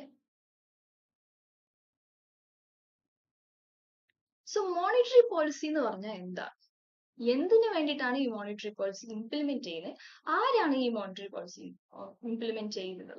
Okay, so monetary policy എന്ന് പറയുന്നത് ഇന്ത്യൻ ഫിനാൻഷ്യൽ സിസ്റ്റത്തിൽ വളരെ വളരെ ഇമ്പോർട്ടന്റ് ആയ ഒരു പോളിസിയാണ്. ഇത് സെൻട്രൽ ബാങ്ക് ഓഫ് ഇന്ത്യ, അതായത് RBI, reserve bank of India formulate ചെയ്യുന്ന വൺ ഓഫ് ദി ഇമ്പോർട്ടന്റ് പോളിസിയാണ്. ഓക്കെ, സോ ഈ പോളിസി എന്തിനു വേണ്ടിയിട്ടാണ് ഇംപ്ലിമെന്റ് ചെയ്തിരിക്കുന്നത്, എന്തിനു വേണ്ടിയിട്ടാണ് ഫോർമുലേറ്റ് ചെയ്തിരിക്കുന്നത്? മണി സപ്ലൈ, ഇന്ത്യൻ എക്കണോമിയിൽ ഇരിക്കുന്ന മണി സപ്ലൈനെ ക്രെഡിറ്റ് ഫ്ലോയിനും കൺട്രോൾ ചെയ്യാൻ വേണ്ടിയിട്ടും അതിനൊരു പ്രോപ്പർ ആണ് പാത്ത് വേയിൽ ഡയറക്റ്റ് ചെയ്യാൻ വേണ്ടിയിട്ടാണ് ഈ ഒരു മോണിറ്ററി പോളിസി ഫോർമുലേറ്റ് ചെയ്തിരിക്കുന്നത്. ഓക്കെ, സോ എക്കണോമിയിലെ ക്രെഡിറ്റ് ഫെസിലിറ്റീസ്, പിന്നെ പ്രൈസ് സ്റ്റെബിലിറ്റി ഇതെല്ലാം മെയിൻറ്റെയിൻ ചെയ്യാനും പല എംപ്ലോയ്മെന്റ് ജനറേറ്റ് ചെയ്യാനും പ്രയോറിറ്റി സെക്ടറിന് ഇമ്പോർട്ടൻസ് തരാൻ വേണ്ടിയിട്ടും പിന്നെ RBIയുടെ താഴെ വരുന്ന പല കമേഴ്ഷ്യൽ ബാങ്ക്സിനെ റെഗുലേറ്റ് ചെയ്ത് സൂപ്പർവൈസ് ചെയ്യാനും ആണ് ഈ ഒരു മോണിറ്ററി പോളിസി ഇംപ്ലിമെന്റ് ചെയ്യുന്നത്. സോ മോണിറ്ററി പോളിസി നമുക്ക് 2 ടൈപ്പ് ആണ് ഉള്ളത്. One is the expansionary policy, then is the കോൺട്രാക്ഷണറി policy. So expansionary policy എന്താണ്? എപ്പോഴും നമ്മുടെ എക്കണോമിക് സിറ്റുവേഷൻ നല്ലതായിരിക്കും പറയാൻ പറ്റത്തില്ല അല്ലെ. There can be situations of slow down, there can be situations of recession, inflated ആയിരിക്കാം, ബൂമിങ് സിറ്റുവേഷൻ ആയിരിക്കാം. അപ്പോൾ ഇങ്ങനത്തെ പല പല സിറ്റുവേഷനുകളെ ഹാൻഡിൽ ചെയ്യണമെങ്കിൽ നമുക്ക് ചില പോളിസീസും ടെക്നിക്സും ആവശ്യപ്പെടുന്നുണ്ട്. അപ്പൊ അപ്പോഴാണ് RBI expansionary policies, contractionary policies ഉപയോഗിക്കുന്നത്. So first expansionary policy. Economic situation slow ആയി പോകുന്നു. എക്കണോമിക് സിറ്റുവേഷൻ ഒരു റിസഷൻ സ്റ്റേജിലാണ് ഇരിക്കുന്നത്. അപ്പോൾ ഈ ഒരു റിസഷൻ സ്റ്റേജിൽ ഇരിക്കുന്ന എക്കണോമിയെ നമുക്ക് എങ്ങനെ ഇക്വിലിബ്രിയം പോയിന്റിൽ, അതായത് പോയിന്റ് ഓഫ് റെസ്റ്റിലോട്ട് നമുക്ക് കൊണ്ടുവരാൻ പറ്റും എന്ന് ആലോചിച്ചാണ് എക്സ്പാൻഷനറി പോളിസിയെ ഇംപ്ലിമെന്റ് ചെയ്യുന്നത്. സോ ഈ പോളിസി വഴി RBI അതിന്റെ ഇൻട്രസ്റ്റ് റേറ്റുകൾ, RBIയുടെ ഇൻട്രസ്റ്റ് റേറ്റ്സ് എല്ലാം കുറയ്ക്കും. ഓക്കെ, സോ ഇൻട്രസ്റ്റ് റേറ്റുകൾ റെഡ്യൂസ് ചെയ്യുമ്പോൾ കസ്റ്റമേഴ്സിന്റെ ക്രെഡിറ്റ് ബോറോവിംഗ് ഫെസിലിറ്റി ഇൻക്രീസ് ആവും അല്ലെ. ഇൻട്രസ്റ്റ് കുറയുമ്പോഴേക്കും കുറെ പേര് ലോണിന് വേണ്ടി അപ്ലൈ ചെയ്യും, പല പല സ്ഥലങ്ങളിൽ ഇൻവെസ്റ്റ്മെന്റ് നടത്താറുണ്ട്. സോ ഇങ്ങനെ മണി സപ്ലൈ ഇൻക്രീസ് ചെയ്യും. RBIയുടെ റേറ്റ്സിനെ ഡിക്രീസ് ചെയ്ത് മണി സപ്ലൈ ഇൻക്രീസ് ചെയ്യുമ്പോൾ ആ ഒരു പോളിസിയാണ് എക്സ്പാൻഷനറി പോളിസി. ഇത് എപ്പോഴാണ് യൂസ് ആവുന്നത്? എക്കണോമിക് സ്ലോ ഡൗൺ ആയിരിക്കുമ്പോൾ മാത്രം ഉപയോഗിക്കുന്നത്. കോൺട്രാക്ഷണറി പോളിസി നോക്കിക്കഴിഞ്ഞാൽ കോൺട്രാക്ഷണറി പോളിസിയിൽ next opposite of expansionary, high inflated സിറ്റുവേഷനിൽ, അതായത് ഒരുപാട് പ്രൈസ് കൂടിയിരിക്കുന്ന സിറ്റുവേഷനിൽ, മണി സപ്ലൈ ഓൾറെഡി എക്കണോമിയിൽ കൂടുതലായിരിക്കുമ്പോൾ ആ ഒരു സിറ്റുവേഷനിൽ RBI എടുക്കുന്ന ഒരു സ്റ്റെപ്പാണ് കോൺട്രാക്ഷണറി മെത്തേഡ്സ്. സോ കോൺട്രാക്ഷണറി മെത്തേഡ്സിൽ RBI അതിന്റെ റേറ്റ്സുകൾ എല്ലാത്തിനും കൂട്ടും. ഓക്കെ, അതിന്റെ റേറ്റ്സ് എല്ലാം ഇൻക്രീസ് ചെയ്ത് മണി സപ്ലൈനെ കുറയ്ക്കാൻ നോക്കും ടു കൺട്രോൾ ഇൻഫ്ലേഷൻ. റേറ്റ്സ് കൂട്ടുമ്പോൾ എന്താവും? പലരും ലോൺ അപ്ലൈ ചെയ്യത്തില്ല, കമേഴ്ഷ്യൽ ബാങ്ക്സിന്റെ ബോറോവിംഗ് കപ്പാസിറ്റി കുറയും, അങ്ങനെ മണി സപ്ലൈയും എക്കണോമിയിൽ കുറയും. So that is the കോൺട്രാക്ഷണറി policy. ഇതിന്റെ രണ്ട് ഡിഫറൻസും നന്നായിട്ട് മനസ്സിലാക്കണം, ബിക്കോസ് പല തവണയും ചോദ്യങ്ങൾ ഈ ഒരു കോൺസെപ്റ്റ് ഇന്ന് വന്നിട്ടുണ്ട്. ഓക്കെ, സോ ഞാൻ പറഞ്ഞ പോലെ ഒബ്ജക്റ്റീവ്സ് ഓഫ് മോണിറ്ററി പോളിസി എന്തിനു വേണ്ടിയിട്ടാണ് ഇരിക്കുന്നത്? Price stability. ഇപ്പോ നമുക്ക് ഇന്നത്തെ വിലയിൽ 1 കിലോ റൈസ് എത്രയാണ്? It is coming around 80 rupees, 90 rupees, അതൊക്കെയാണ് 1 കിലോ റൈസിന്റെ വില. അപ്പോ നാളെ നോക്കുമ്പോൾ ഇതിന്റെ പ്രൈസ്, റൈസിന്റെ പ്രൈസ് നാളെ നോക്കുമ്പോൾ പെട്ടെന്ന് ഒരു 200 rupees ആവുന്നു, ഡബിൾ ദ റേറ്റ് ആവുന്നു. അങ്ങനെ ആവുമ്പോൾ അതാണ് ഒരു പ്രൈസ് ഇൻസ്റ്റേബിൾ സിറ്റുവേഷൻ എന്ന് പറയുന്നത്. ഇന്ന് 80 rupees, നാളെ 81 rupees എന്ന് പറയുമ്പോൾ അത് നമുക്ക് വലിയ ഡിഫറൻസ് അല്ല. പക്ഷെ ഇന്ന് 80, നാളെ 200 എന്ന് പറയുമ്പോൾ അതിന്റെ ഡബിൾ ദ റേറ്റ് ആണ് പോയിക്കൊണ്ടിരിക്കുന്നത്. അപ്പൊ അതാണ് പ്രൈസ് ഇൻസ്റ്റെബിലിറ്റി എന്ന് പറയുന്നത്. സോ സ്റ്റേബിൾ ആയിട്ട് ഒരു പ്രൈസ് മെയിൻറ്റെയിൻ ചെയ്ത് പോവുകയാണെങ്കിൽ over the period of time, ഒരു സ്റ്റേബിൾ ആയ ഒരു പ്രൈസ് മെയിൻറ്റെയിൻ ചെയ്ത് പോവുകയാണെങ്കിൽ അതാണ് പ്രൈസ് സ്റ്റെബിലിറ്റി എന്ന് പറയുന്നത്. സോ മോണിറ്ററി പോളിസിയുടെ one of the main objective price stability. Okay, പിന്നെ പ്രൊമോട്ടിംഗ് പ്രയോറിറ്റി സെക്ടേഴ്സ്. ഇന്ത്യയുടെ പ്രയോറിറ്റി സെക്ടേഴ്സ് ഏതൊക്കെയാണ്? അഗ്രികൾച്ചർ, ഇൻഡസ്ട്രിയൽ സെക്ടേഴ്സ്, പിന്നെ സ്മോൾ ഇൻഡസ്ട്രിയൽ സെക്ടേഴ്സ്, ഇതൊക്കെയാണ് പ്രയോറിറ്റി സെക്ടേഴ്സ്. സോ ഇവരുടെ ഗ്രോത്തിന് വേണ്ടിയിട്ട്, ഇവരെ ഹെൽപ്പ് ചെയ്യാൻ വേണ്ടിയിട്ട്, ഇവർക്ക് ഒരു ഫിനാൻഷ്യൽ സപ്പോർട്ട് തരാൻ വേണ്ടിയിട്ടാണ് മോണിറ്ററി പോളിസി ഫോർമുലേറ്റ് ചെയ്തിരിക്കുന്നത്. പിന്നെ RBIയുടെ താഴെ നമുക്ക് പല ടൈപ്പ് ഓഫ് ബാങ്ക്സ് ഉണ്ട്. Schedule banks, non schedule banks, അതിന്റെ താഴെ പിന്നെയും commercial banks, development banks, foreign banks, അങ്ങനെ കോപ്പറേറ്റീവ് ബാങ്ക്സ്, ഇങ്ങനെ പല ബാങ്കുകൾ ഉണ്ട് അല്ലെ. സോ ഈ ബാങ്കുകളെ എല്ലാത്തിനും സൂപ്പർവൈസ് ചെയ്യുന്നതും റെഗുലേറ്റ് ചെയ്യുന്നതും ഇവർക്കുള്ള ഫിനാൻഷ്യൽ ഹെൽപ്പ് സപ്പോർട്ട് ചെയ്യുന്നതും മോണിറ്ററി പോളിസി വഴി RBI ആണ് ചെയ്യുന്നത്. പിന്നെ എംപ്ലോയ്മെന്റ് ജനറേഷൻ, എക്സ്ചേഞ്ച് റേറ്റിന്റെ സ്റ്റെബിലിറ്റി, സേവിങ്സിനും ഇൻവെസ്റ്റ്മെന്റിനും എൻകറേജ് ചെയ്യുന്നതും, പിന്നെ എപ്പോഴും ഇന്ത്യൻ എക്കണോമിയിൽ ലിക്വിഡിറ്റി എൻഷുർ ചെയ്യുന്നത്. ലിക്വിഡിറ്റി എന്ന് പറയുമ്പോൾ ഉടനെ തന്നെ നമുക്ക് ക്യാഷ് ആയിട്ടോ ഗോൾഡ് ആയിട്ടൊക്കെ നമുക്ക് കൺവേർട്ട് ചെയ്യാൻ പറ്റുന്ന അസറ്റ്സ്. സോ ഈ ഒരു അസറ്റ്സ് എപ്പോഴും ഇന്ത്യൻ എക്കണോമിയിൽ ഉണ്ടാവണം എന്ന് നോക്കുന്നതും മോണിറ്ററി പോളിസിയുടെ one of the main objective ആണ്. Okay,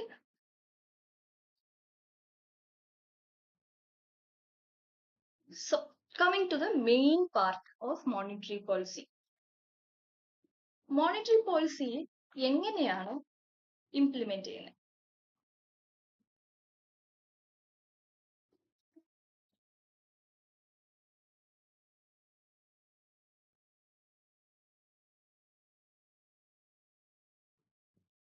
so monetary policy instruments എന്ത് പറഞ്ഞു കഴിഞ്ഞാൽ നമുക്ക് രണ്ട് ടൈപ്പ് ഓഫ് ഇൻസ്ട്രുമെന്റ്സ് ആണ് ഇരിക്കുന്നത്.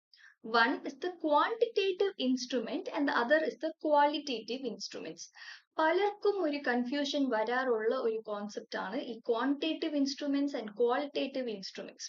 സോ ഈ ഒരു കോൺസെപ്റ്റ് ഞാൻ പറഞ്ഞു തന്നതിന് ശേഷം ആർക്കും അങ്ങനെ ഒരു കൺഫ്യൂഷൻ വരാൻ പാടില്ല. ബിക്കോസ് അത്രത്തോളം ഡീറ്റെയിൽ ആയിട്ടാണ് എക്സാമ്പിൾസ് വെച്ചിട്ടാണ് ഞാൻ ഈ ഒരു ടോപ്പിക് എടുക്കാൻ പോകുന്നത്.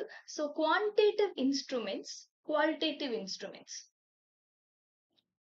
Quantitative instruments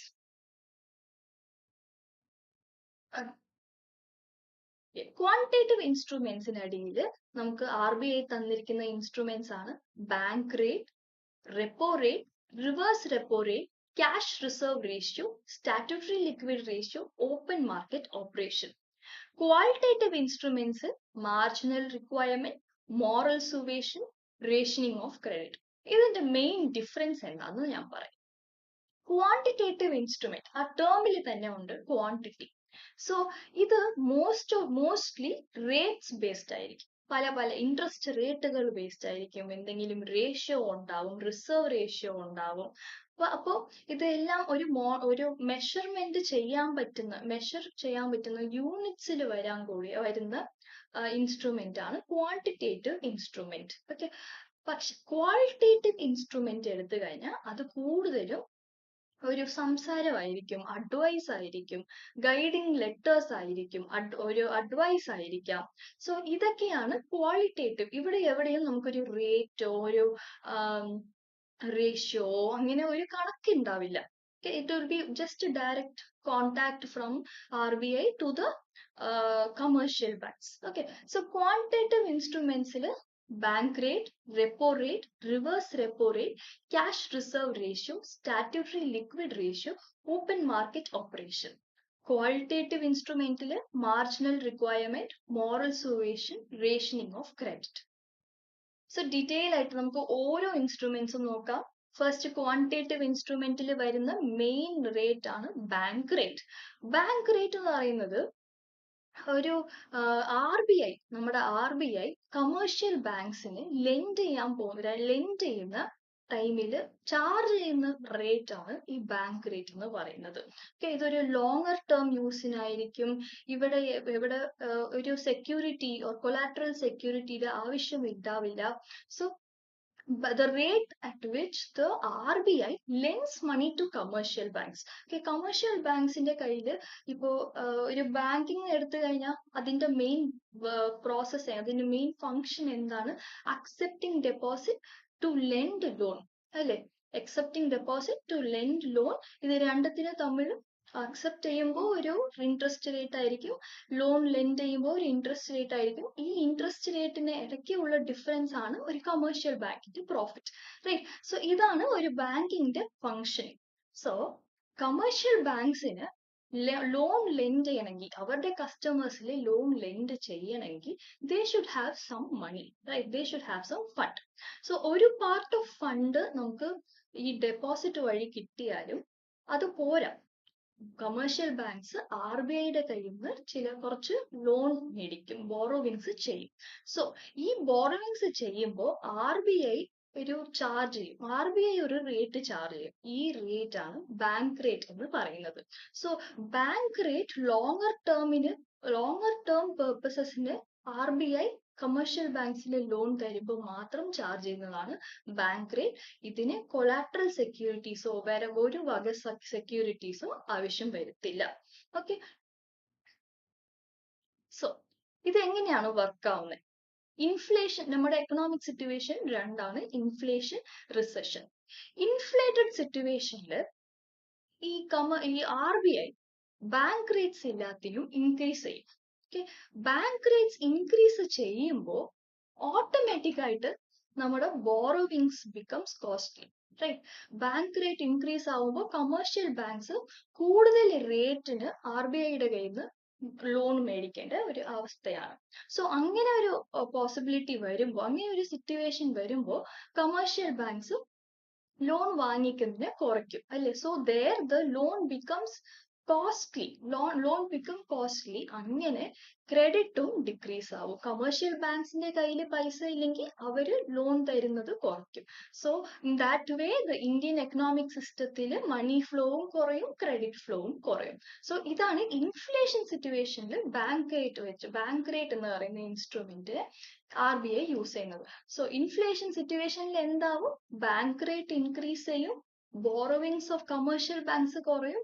In that way borrowings of customer also gets decreased. Okay, so recession situation, ഒരു economic slowdown situationൽ എന്താവും? ബാങ്ക് റേറ്റ് ഡിക്രീസ് ആവും. ബാങ്ക് റേറ്റിനെ RBI ഡിക്രീസ് ചെയ്യും. അങ്ങനെ ഒരുപാട് ലോൺ കമേഴ്ഷ്യൽ ബാങ്ക്സ് RBI മേടിക്കും.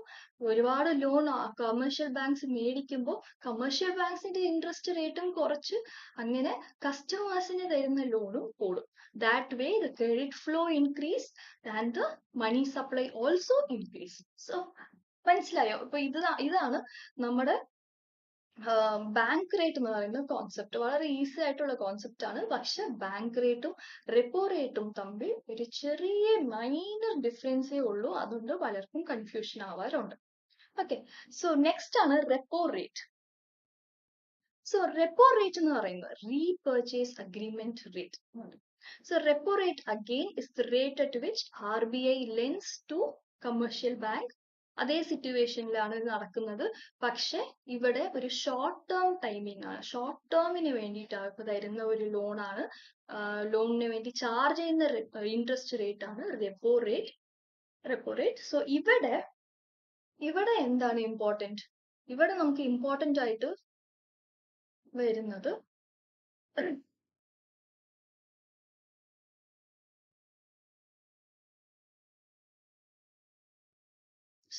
ഇവിടെ നമുക്ക് ഇമ്പോർട്ടൻ്റ് ആയിട്ട് വരുന്നത് ഈ ഒരു ഗവൺമെന്റ് സെക്യൂരിറ്റീസ്.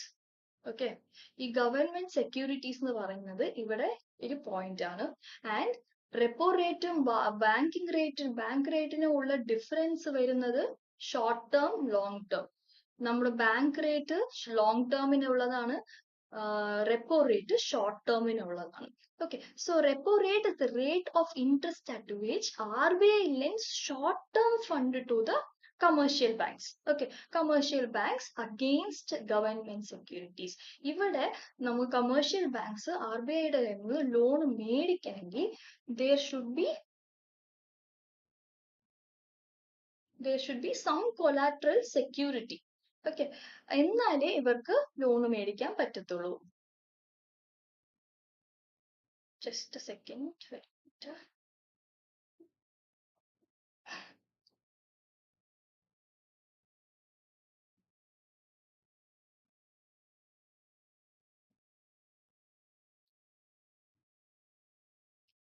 Okay, so അതാണ് repo rate. So repo rate repurchase agreement. ഈ ടേം എന്തിനാണ് തന്നിരിക്കുന്നത്? റീപർച്ചേസ് അഗ്രിമെന്റ് എന്ന് പറയുമ്പോൾ ഗവൺമെന്റ് സെക്യൂരിറ്റീസിനെ RBIയുടെ അടുത്ത് സെല് ചെയ്യും. ഓക്കെ, ഈ കമേഴ്ഷ്യൽ ബാങ്ക്സിന്റെ കയ്യിലുള്ള ഗവൺമെന്റ് സെക്യൂരിറ്റീസ് RBIയുടെ അടുത്ത് സെല് ചെയ്യും. ഓക്കെ, സോ അങ്ങനെ സെൽ ചെയ്യുമ്പോൾ നമ്മുടെ കമേഴ്ഷ്യൽ ബാങ്ക്സ് തിരിച്ച് ഞാൻ ആ സെക്യൂരിറ്റീസിന് മേടിക്കും എന്ന് പറഞ്ഞ് they will promise. Okay, so അവിടെ ഒരു റീപർച്ചേസ് അഗ്രിമെന്റ് ഉണ്ടാവും. ഞാൻ തിരിച്ച് മേടിച്ചോളും എന്ന് പറഞ്ഞ് ഒരു അഗ്രിമെന്റ് എഴുതി തന്നിട്ടാണ്, ഒരു പ്രീ ഡിറ്റർമൈൻഡ് പ്രൈസിൽ അഗ്രിമെന്റ് ചെയ്തിട്ടാണ് ഈ ലോണ് വാങ്ങിക്കുന്നത്. Okay, so that is the main difference of bank rate and repo rate. So ഇപ്പോ റെപ്പോ റേറ്റിൽ എങ്ങനെയാണ് വർക്ക് ആവുന്നത്? റെപ്പോ റേറ്റും നമുക്ക് രണ്ട് സിറ്റുവേഷൻസ് ആയിട്ട് ഞാൻ എക്സ്പ്ലെയിൻ ചെയ്തു തരാം. One is the inflation situation and next is the recession situation. Okay, so inflated സിറ്റുവേഷനിൽ നമുക്ക് റെപ്പോ റേറ്റിനെ RBI ഇൻക്രീസ് ചെയ്യും. സോ RBIയുടെ റെപ്പോ റേറ്റ് ഇൻക്രീസ് ചെയ്യുമ്പോൾ loans for the commercial banks become costly. Okay, loans for commercial banks becomes very costly. അങ്ങനെ money supply decrease ചെയ്യും. Money supply decrease ആവും. Inflated സിറ്റുവേഷനിൽ നിന്ന് നമുക്കൊരു ഈക്വിലിബ്രിയം സിറ്റുവേഷനിലോട്ട് വരാൻ പറ്റും. അതേപോലെ നമുക്ക് ഇപ്പൊ റിസഷൻ സിറ്റുവേഷൻ ആണ് ഉള്ളത്. റിസഷൻ സിറ്റുവേഷനിൽ ഇരിക്കുമ്പോൾ റെപ്പോ റേറ്റ്സിനെ കുറയ്ക്കും. റെപ്പോ റേറ്റിനെ കുറയ്ക്കുമ്പോൾ കമേഴ്ഷ്യൽ ബാങ്ക്സിന് RBIയുടെ കയ്യിൽ നിന്ന് മേടിക്കാൻ പറ്റുന്ന ലോൺ കൂടുതലായിരിക്കും. റേറ്റ് കുറയുമ്പോൾ ലോണും നമുക്ക് നല്ല അമൗണ്ടിൽ ലോൺ മേടിക്കാൻ പറ്റും. അതുപോലെ മണി സപ്ലൈ, ഇന്ത്യൻ എക്കണോമിക് സിസ്റ്റത്തിൽ മണി സപ്ലൈയും ഇൻക്രീസ് ആകും. Okay, next is reverse repo rate. ഈ റിവേഴ്സ് റെപ്പോ റേറ്റ് എന്ന് പറയുന്നത് റെപ്പോ റേറ്റിന്റെ എക്സാക്ട് ഓപ്പോസിറ്റ്. ഇപ്പൊ റിവേഴ്സ് റെപ്പോ റേറ്റ് എന്ന് നോക്കിക്കഴിഞ്ഞാൽ നമുക്ക് RBIയുടെ ഇപ്പൊ റെപ്പോ റേറ്റ് RBI കമേഴ്ഷ്യൽ ബാങ്ക്സിന് ലെൻഡ് ചെയ്യുമ്പോൾ ഉള്ള റേറ്റ് ആണ് റെപ്പോ റേറ്റ്. RBI കമേഴ്ഷ്യൽ ബാങ്ക്സിന്റെ അടുത്ത് ബോറോ ചെയ്യുമ്പോൾ ഒരു റേറ്റ് ചാർജ് ചെയ്യണമല്ലോ, ആ ചാർജ് ആണ് reverse repo rate. Okay, so rate at which RBI borrows money from the commercial banks for a short period of time is called the reverse repo rate. Okay, lend ചെയ്യുമ്പോൾ ഉള്ള rate വന്നിട്ട് repo rate, borrow ചെയ്യുമ്പോൾ ഉള്ള rate ആണ് reverse repo rate. Reverse repo rate എങ്ങനെയാണ് work ആവുന്നത്? രണ്ട് situation. Reverse repo rate high ആയിരിക്കുമ്പോഴും റിവേഴ്സ് റെപ്പോ റേറ്റ് ലോവർ ആയിരിക്കുമ്പോഴും എന്ത് പറ്റും? റിവേഴ്സ് റെപ്പോ റേറ്റ് ഹൈ ആയിരിക്കുമ്പോൾ ബാങ്ക്സിന്റെ കമേഴ്ഷ്യൽ ബാങ്ക്സ് RBIയുടെ അടുത്ത് കുറെ ഡെപ്പോസിറ്റ് ചെയ്യും, കുറെ മണി ഡെപ്പോസിറ്റ് ചെയ്യും. That means RBI will borrow money from commercial banks reverse repo rate high ആയിരിക്കുമ്പോൾ. അങ്ങനെ ആകുമ്പോൾ borrowings for the customers falls. If borrowings for the customers falls, in that way the money supply in the economic system decreases. അതേപോലെ low reverse repo rate situation എടുത്തു കഴിഞ്ഞാൽ ഇവിടെ commercial ബാങ്ക്സിൽ deposit വളരെ കുറവായിരിക്കും. RBIയുടെ കയ്യിൽ വെക്കുന്ന ഡെപ്പോസിറ്റ്സ് വളരെ കുറവായിരിക്കും, ബോറോവിങ്സ് കൂടുതലായിരിക്കും. ബോറോവിങ്സ് കൂടി പോവും, അങ്ങനെ മണി സപ്ലൈയും ഇൻക്രീസ് ആവും.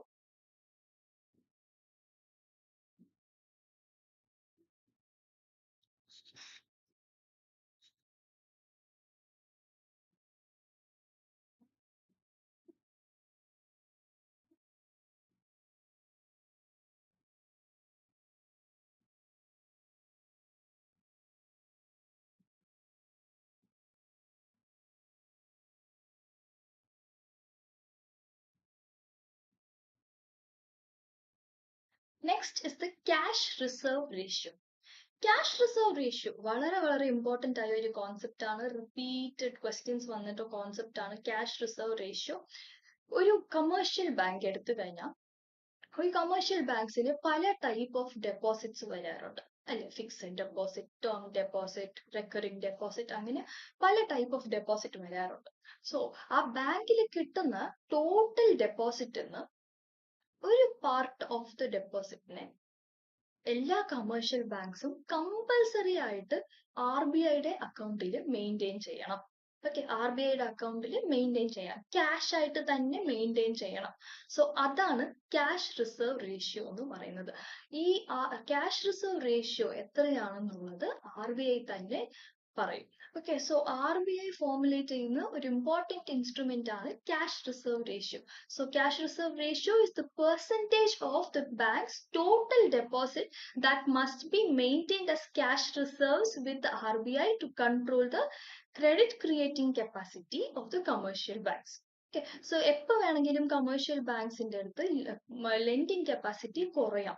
സോ ലെൻഡിങ് കപ്പാസിറ്റി കുറയുമ്പോൾ അവർക്ക് എമർജൻസി ആയിട്ട് പെട്ടെന്ന് ഫണ്ട് എടുക്കണമെങ്കിൽ അവർക്ക് എടുക്കാൻ പറ്റുന്ന ഒരു റിസർവ് ആണ് ഈ ക്യാഷ് റിസർവ് റേഷ്യോ. സോ ഈ ക്യാഷ് റിസർവ് റേഷ്യോന്ന് അവർക്ക് എപ്പോഴെങ്കിലും ആവശ്യമുള്ളപ്പോൾ അവർക്ക് ആ പൈസ എടുക്കണമെങ്കിൽ they would need prior permission from the RBI. Okay, so commercial banks are required to compulsorily keep a reserve of cash. Okay.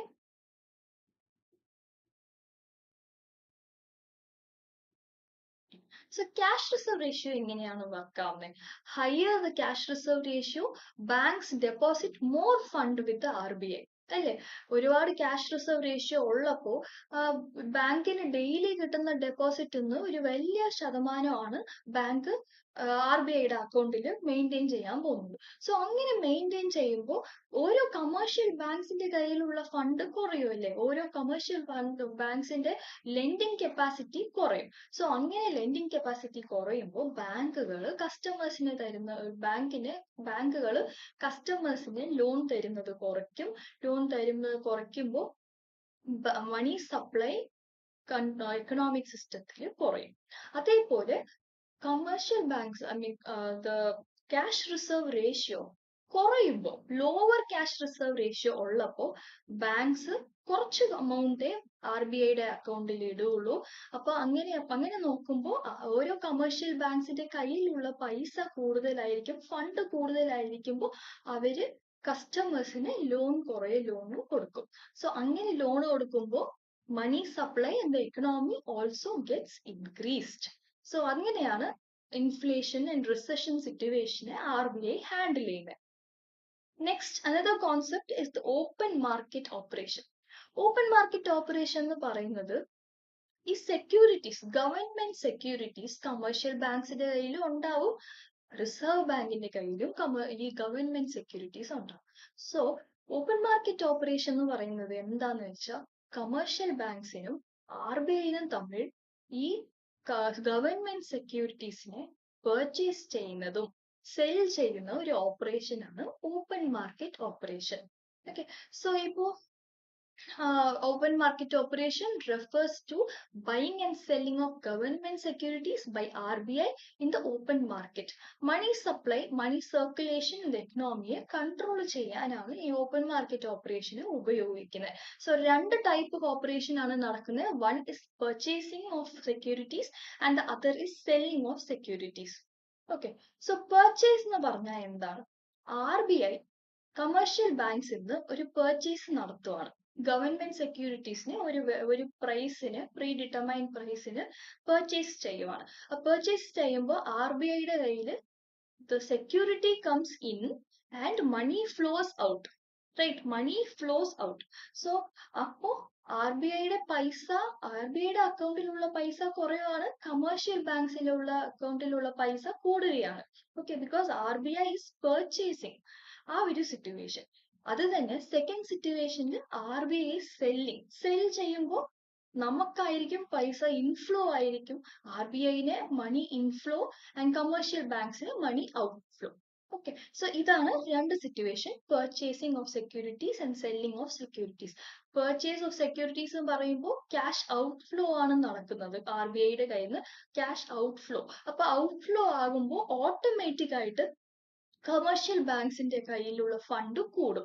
Commercial ബാങ്ക്സിന്റെ fund കൂടുമ്പോൾ അവര് കസ്റ്റമേഴ്സിന് നൽകാൻ പോകുന്ന ലോൺ എമൗണ്ടും കൂടും. ലോൺ എമൗണ്ട് കൂടുമ്പോൾ the complete money supply gets increased, right? Money supply increase ആവും. അതേപോലെ RBI മണി സപ്ലൈ കുറയ്ക്കണം എന്ന് തോന്നുന്ന സമയത്ത് RBI will sell their securities. അപ്പോ RBI അവരുടെ കയ്യിലുള്ള സെക്യൂരിറ്റീസിനെ ഈ കമേഴ്ഷ്യൽ ബാങ്ക്സിന് വിൽക്കുമ്പോൾ കമേഴ്ഷ്യൽ ബാങ്ക്സിന്റെ കയ്യിലുള്ള പൈസ കുറയും, RBIയുടെ പൈസ കൂടും. RBIയുടെ കമേഴ്ഷ്യൽ ബാങ്ക്സിന്റെ കയ്യിലുള്ള ലെൻഡിങ് കപ്പാസിറ്റി കുറയുമ്പോൾ അവര് ലോൺ തരുന്നതിനെ കുറയ്ക്കും, അതനുസരിച്ച് മണി സപ്ലൈയും കുറഞ്ഞു പോകും.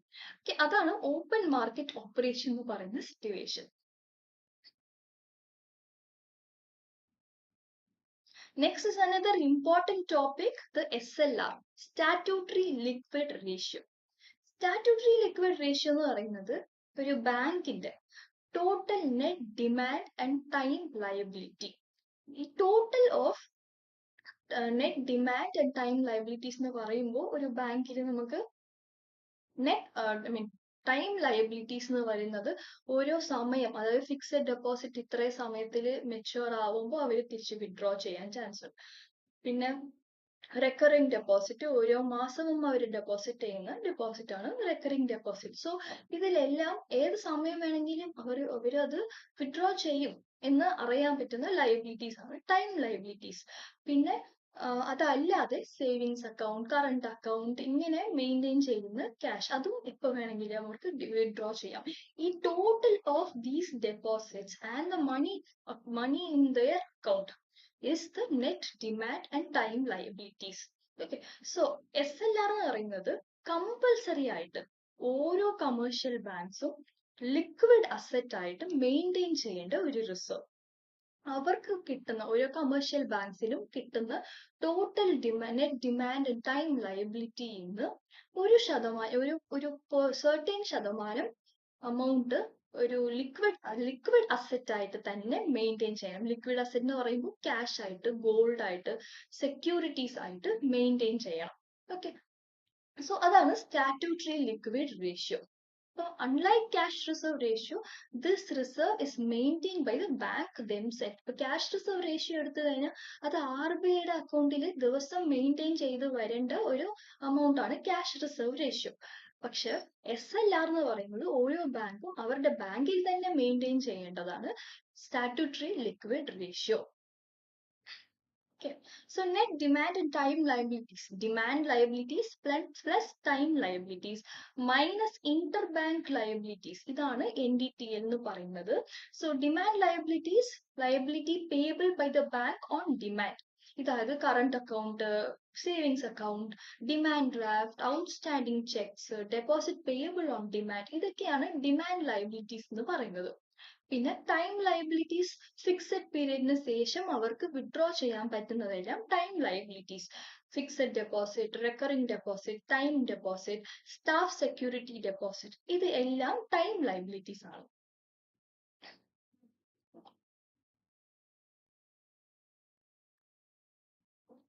അടുത്ത കോൺസെപ്റ്റ് ആണ്, അതോടുകൂടി നമ്മൾ ക്വാണ്ടിറ്റേറ്റീവ് ഇൻസ്ട്രുമെന്റ് കംപ്ലീറ്റ് ചെയ്തിട്ടുണ്ട്. ക്വാണ്ടിറ്റേറ്റീവ് ഇൻസ്ട്രുമെന്റ്സിൽ എന്തെങ്കിലും ഡൗട്ട് ഉണ്ടെങ്കിൽ please post in the live chat. ഇപ്പൊ തന്നെ നമുക്കത് ക്ലിയർ ചെയ്യാം. Please post.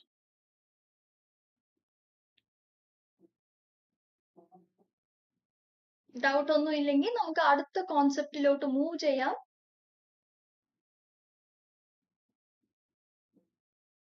യെസ്, സോ അടുത്ത concept qualitative instrument. Quantitative instruments കണ്ടു കഴിഞ്ഞു. അടുത്ത് നമ്മൾ ക്വാളിറ്റേറ്റീവ് ഇൻസ്ട്രുമെന്റ് ആണ് പഠിക്കാൻ പോകുന്നത്. ക്വാളിറ്റേറ്റീവ് ഇൻസ്ട്രുമെന്റ് എന്ന് എടുത്തു കഴിഞ്ഞാൽ അത് വളരെ ഈസി ആയിട്ടുള്ള ഒരു ഇൻസ്ട്രുമെന്റ് ആണ്. കമേഴ്ഷ്യൽ ബാങ്ക്സിന്റെ ക്രെഡിറ്റ് ഗിവിംഗ് കപ്പാസിറ്റീനെ അവർ കുറയ്ക്കാനും അവർ ലോൺ നൽകുന്നത് പ്രയോറിറ്റി സെക്ടേഴ്സിന് മാത്രം ലോൺ നൽകണം എന്ന് പറഞ്ഞ് RBI ചില അഡ്വൈസറി ലെറ്റേഴ്സ് അയക്കാറുണ്ട്. RBI ചില അഡ്വൈസ് ചെയ്യാറുണ്ട്, കൺസൾട്ടേഷൻസ് കൊടുക്കാറുണ്ട്, കൗൺസിലിങ്സ് കൊടുക്കാറുണ്ട്. സോ ഇതൊക്കെയാണ് ഈ ക്വാളിറ്റേറ്റീവ് ഇൻസ്ട്രുമെന്റ്സിന് അടിയിൽ വരുന്നത്. സോ അതിൽ ഫസ്റ്റ് മെത്തേഡാണ് മോറൽ സുവേഷൻ. ഓക്കെ, മോറൽ സുവേഷൻ എന്താണ് മോറൽ സുവേഷൻ? ഇപ്പോൾ കമേഴ്ഷ്യൽ ബാങ്ക്സ് കാണുന്ന എല്ലാ കസ്റ്റമേഴ്സിനും ഒരുപാട് ലോൺ നൽകുവാണ്. ഓക്കെ, ഫോർ എക്സാമ്പിൾ അവര് ഏത് കസ്റ്റമർ വന്നാലും അവരുടെ എത്ര കപ്പാസിറ്റി, റീപേയിങ് കപ്പാസിറ്റി ഉണ്ടോ, അവർക്ക് എന്തെങ്കിലും സെക്യൂരിറ്റി ഉണ്ടോ, അതൊക്കെ നോക്കാണ്ട് അവർ ചോദിക്കുന്ന അമൗണ്ട് ലോൺ ആയിട്ട് തരുന്നു. അങ്ങനത്തെ ഒരു സിറ്റുവേഷൻ ഒക്കെ വരുമ്പോൾ നമ്മുടെ RBI ഇന്റർഫിയർ ചെയ്യും. RBI ഇന്റർഫിയർ ചെയ്തിട്ട് അവര് ചില അഡ്വൈസസ്, ഒരു പെർസുവേഷൻ തരാറുണ്ട്. അവർ RBI കമേഴ്ഷ്യൽ ബാങ്ക്സിന് റിക്വസ്റ്റ് ചെയ്യാറുണ്ട്, ഇങ്ങനെ സർട്ടൻ പോളിസീസിനെ അവര് ഫോളോ ചെയ്യണം, ഈ കൊളാട്രൽ സെക്യൂരിറ്റീസ് കൊണ്ടുവരുന്നവർക്ക് മാത്രം ലോൺ തരിക, അല്ലെങ്കിൽ പ്രയോറിറ്റി സെക്ടേഴ്സിന് ഇമ്പോർട്ടൻസ് കൊടുക്കുക. അങ്ങനെ ക്രെഡിറ്റിനെ കൺട്രോൾ ചെയ്യുന്ന ഒരു മെത്തേഡാണ് moral സുവേഷൻ. Okay, so for example, the RBI may request bank to reduce excessive lending during inflation. ഇൻഫ്ലേഷന്റെ സമയം എക്സസീവ് ലെൻഡിങ് ചെയ്യാൻ പാടില്ല, റിസ്കി ഇൻവെസ്റ്റ്മെന്റ്സിലോട്ട് പോകാൻ പാടില്ല എന്നൊക്കെ അഡ്വൈസ് ചെയ്യുന്നതാണ് moral suasion. Marginal requirement. Marginal requirement എന്താണ്? ഇപ്പോ ഒരു കസ്റ്റമർ നമ്മൾ ബാങ്കിൽ പോയി, കമേഴ്ഷ്യൽ ബാങ്കിൽ പോയി ലോണിന് വേണ്ടി ചോദിക്കുകയാണ്. ഓക്കെ, സോ ഒരു 10 ലക്ഷത്തിന്റെ ലോൺ ആണ് നമ്മൾ അപ്ലൈ ചെയ്യുന്നത്. പക്ഷെ ബാങ്ക് 10 ലക്ഷത്തിന്റെ ലോൺ തന്നെ നമുക്ക് തരില്ല. നമ്മുടെ സെക്യൂരിറ്റിയുടെ മാർക്കറ്റ് വാല്യൂ എന്താണ്? നമ്മുടെ ഒരു ലാൻഡ് ഉണ്ട്. അപ്പോൾ ഈ ലാൻഡിന്റെ വാല്യൂ 10 lakhs ആണ്. സോ നമ്മൾ 10 lakhsന്റെ ലാൻഡ് വാല്യൂ വെച്ചിട്ട് ഒരു ബാങ്കിൽ പോയി എനിക്ക് 10 lakhsന്റെ ലോൺ വേണം എന്ന് ചോദിച്ചു കഴിഞ്ഞാൽ അവര് അത്ര 10 lakhs ഒന്നും തരില്ല. ആ ഒരു 10 lakhsന്ന് ഒരു മാർജിനൽ amount അവര് മാറ്റി വെച്ചിട്ട് ബാക്കിയുള്ള amount ആയിരിക്കും നമുക്ക് ലോൺ ആയിട്ട് തരാൻ പോകുന്നത്. അല്ലേ? സോ അതാണ് മാർജിനൽ റിക്വയർമെന്റ് എന്ന് പറയുന്നത്. The difference between the market value of the security collateral that you provide and the amount of loan granted by the bank. അതാണ് മാർജിനൽ റിക്വയർമെന്റ് എന്ന് പറയുന്നത്. 10 ലക്ഷത്തിന്റെ ലോൺ ചോദിക്കുകയാണ്, മാർക്കറ്റ് നമ്മുടെ ലാൻഡിന്റെ കൊളാട്രലിന്റെ വാല്യൂ 10 ലക്ഷമാണ്. പക്ഷെ ലോൺ അതില് RBI ഒരു പെർസെൻറ്റേജ് ഓൾറെഡി സ്പെസിഫൈ ചെയ്തിട്ടുണ്ടാവും. For example 40%. അപ്പോൾ 40% മാർജിനൽ റിക്വയർമെന്റ് ഉള്ള സ്ഥിതിക്ക് കമേഴ്ഷ്യൽ ബാങ്ക്സ് 4 lakhs ഓൾറെഡി അവർ മാറ്റി 4 lakhsന് മാർജിനൽ റിക്വയർമെന്റ് ആയിട്ട് മാറ്റി വെച്ചിട്ട് ബാക്കി 6 lakhs ആയിരിക്കും ലോൺ ആയിട്ട് തരാൻ പോകുന്നത്.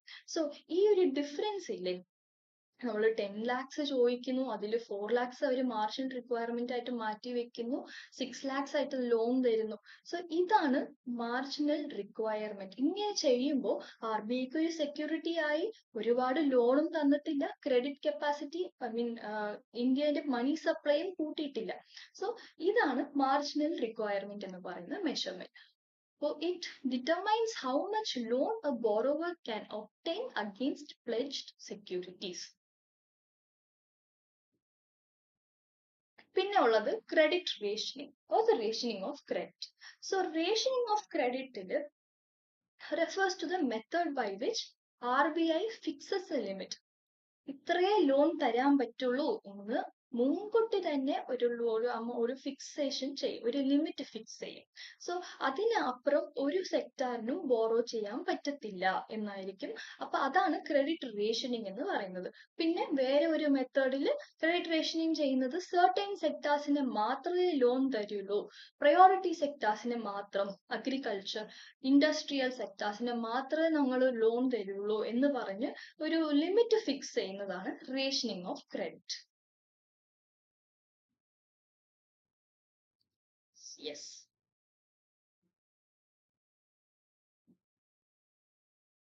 So with this നമ്മൾ ഇന്ന് മോണിറ്ററി പോളിസി എന്ന് പറയുന്ന ഒരു കോൺസെപ്റ്റിനെ ക്ലിയർ ആയിട്ട് പഠിച്ചിട്ടുണ്ട്. സോ ഈ കോൺസെപ്റ്റില് നമ്മൾ മോണിറ്ററി പോളിസി എന്താണ്, ഹു ഫോർമുലേറ്റ്സ് ദ മോണിറ്ററി പോളിസിയുടെ കീഴിൽ എന്തൊക്കെ ഇൻസ്ട്രുമെന്റ്സ് ആണ് ഉള്ളത്, ഈ പോളിസിയിലെ ക്വാണ്ടിറ്റേറ്റീവ് ഇൻസ്ട്രുമെന്റ്സ്, ക്വാളിറ്റേറ്റീവ് ഇൻസ്ട്രുമെന്റ്സ്, ഓരോ ഇൻസ്ട്രുമെന്റും എന്താണ്, അത് എങ്ങനെയാണ് വർക്ക് ആവുന്നത്, എങ്ങനെയാണ് ഇക്കണോമിയിൽ ഫങ്ഷൻ ചെയ്യുന്നത് എന്നുള്ളതൊക്കെ നമ്മൾ ഈ സെഷനിൽ ക്ലിയർ ആയിട്ട് പഠിച്ചിട്ടുണ്ട്. I hope everybody are clear with today's portions.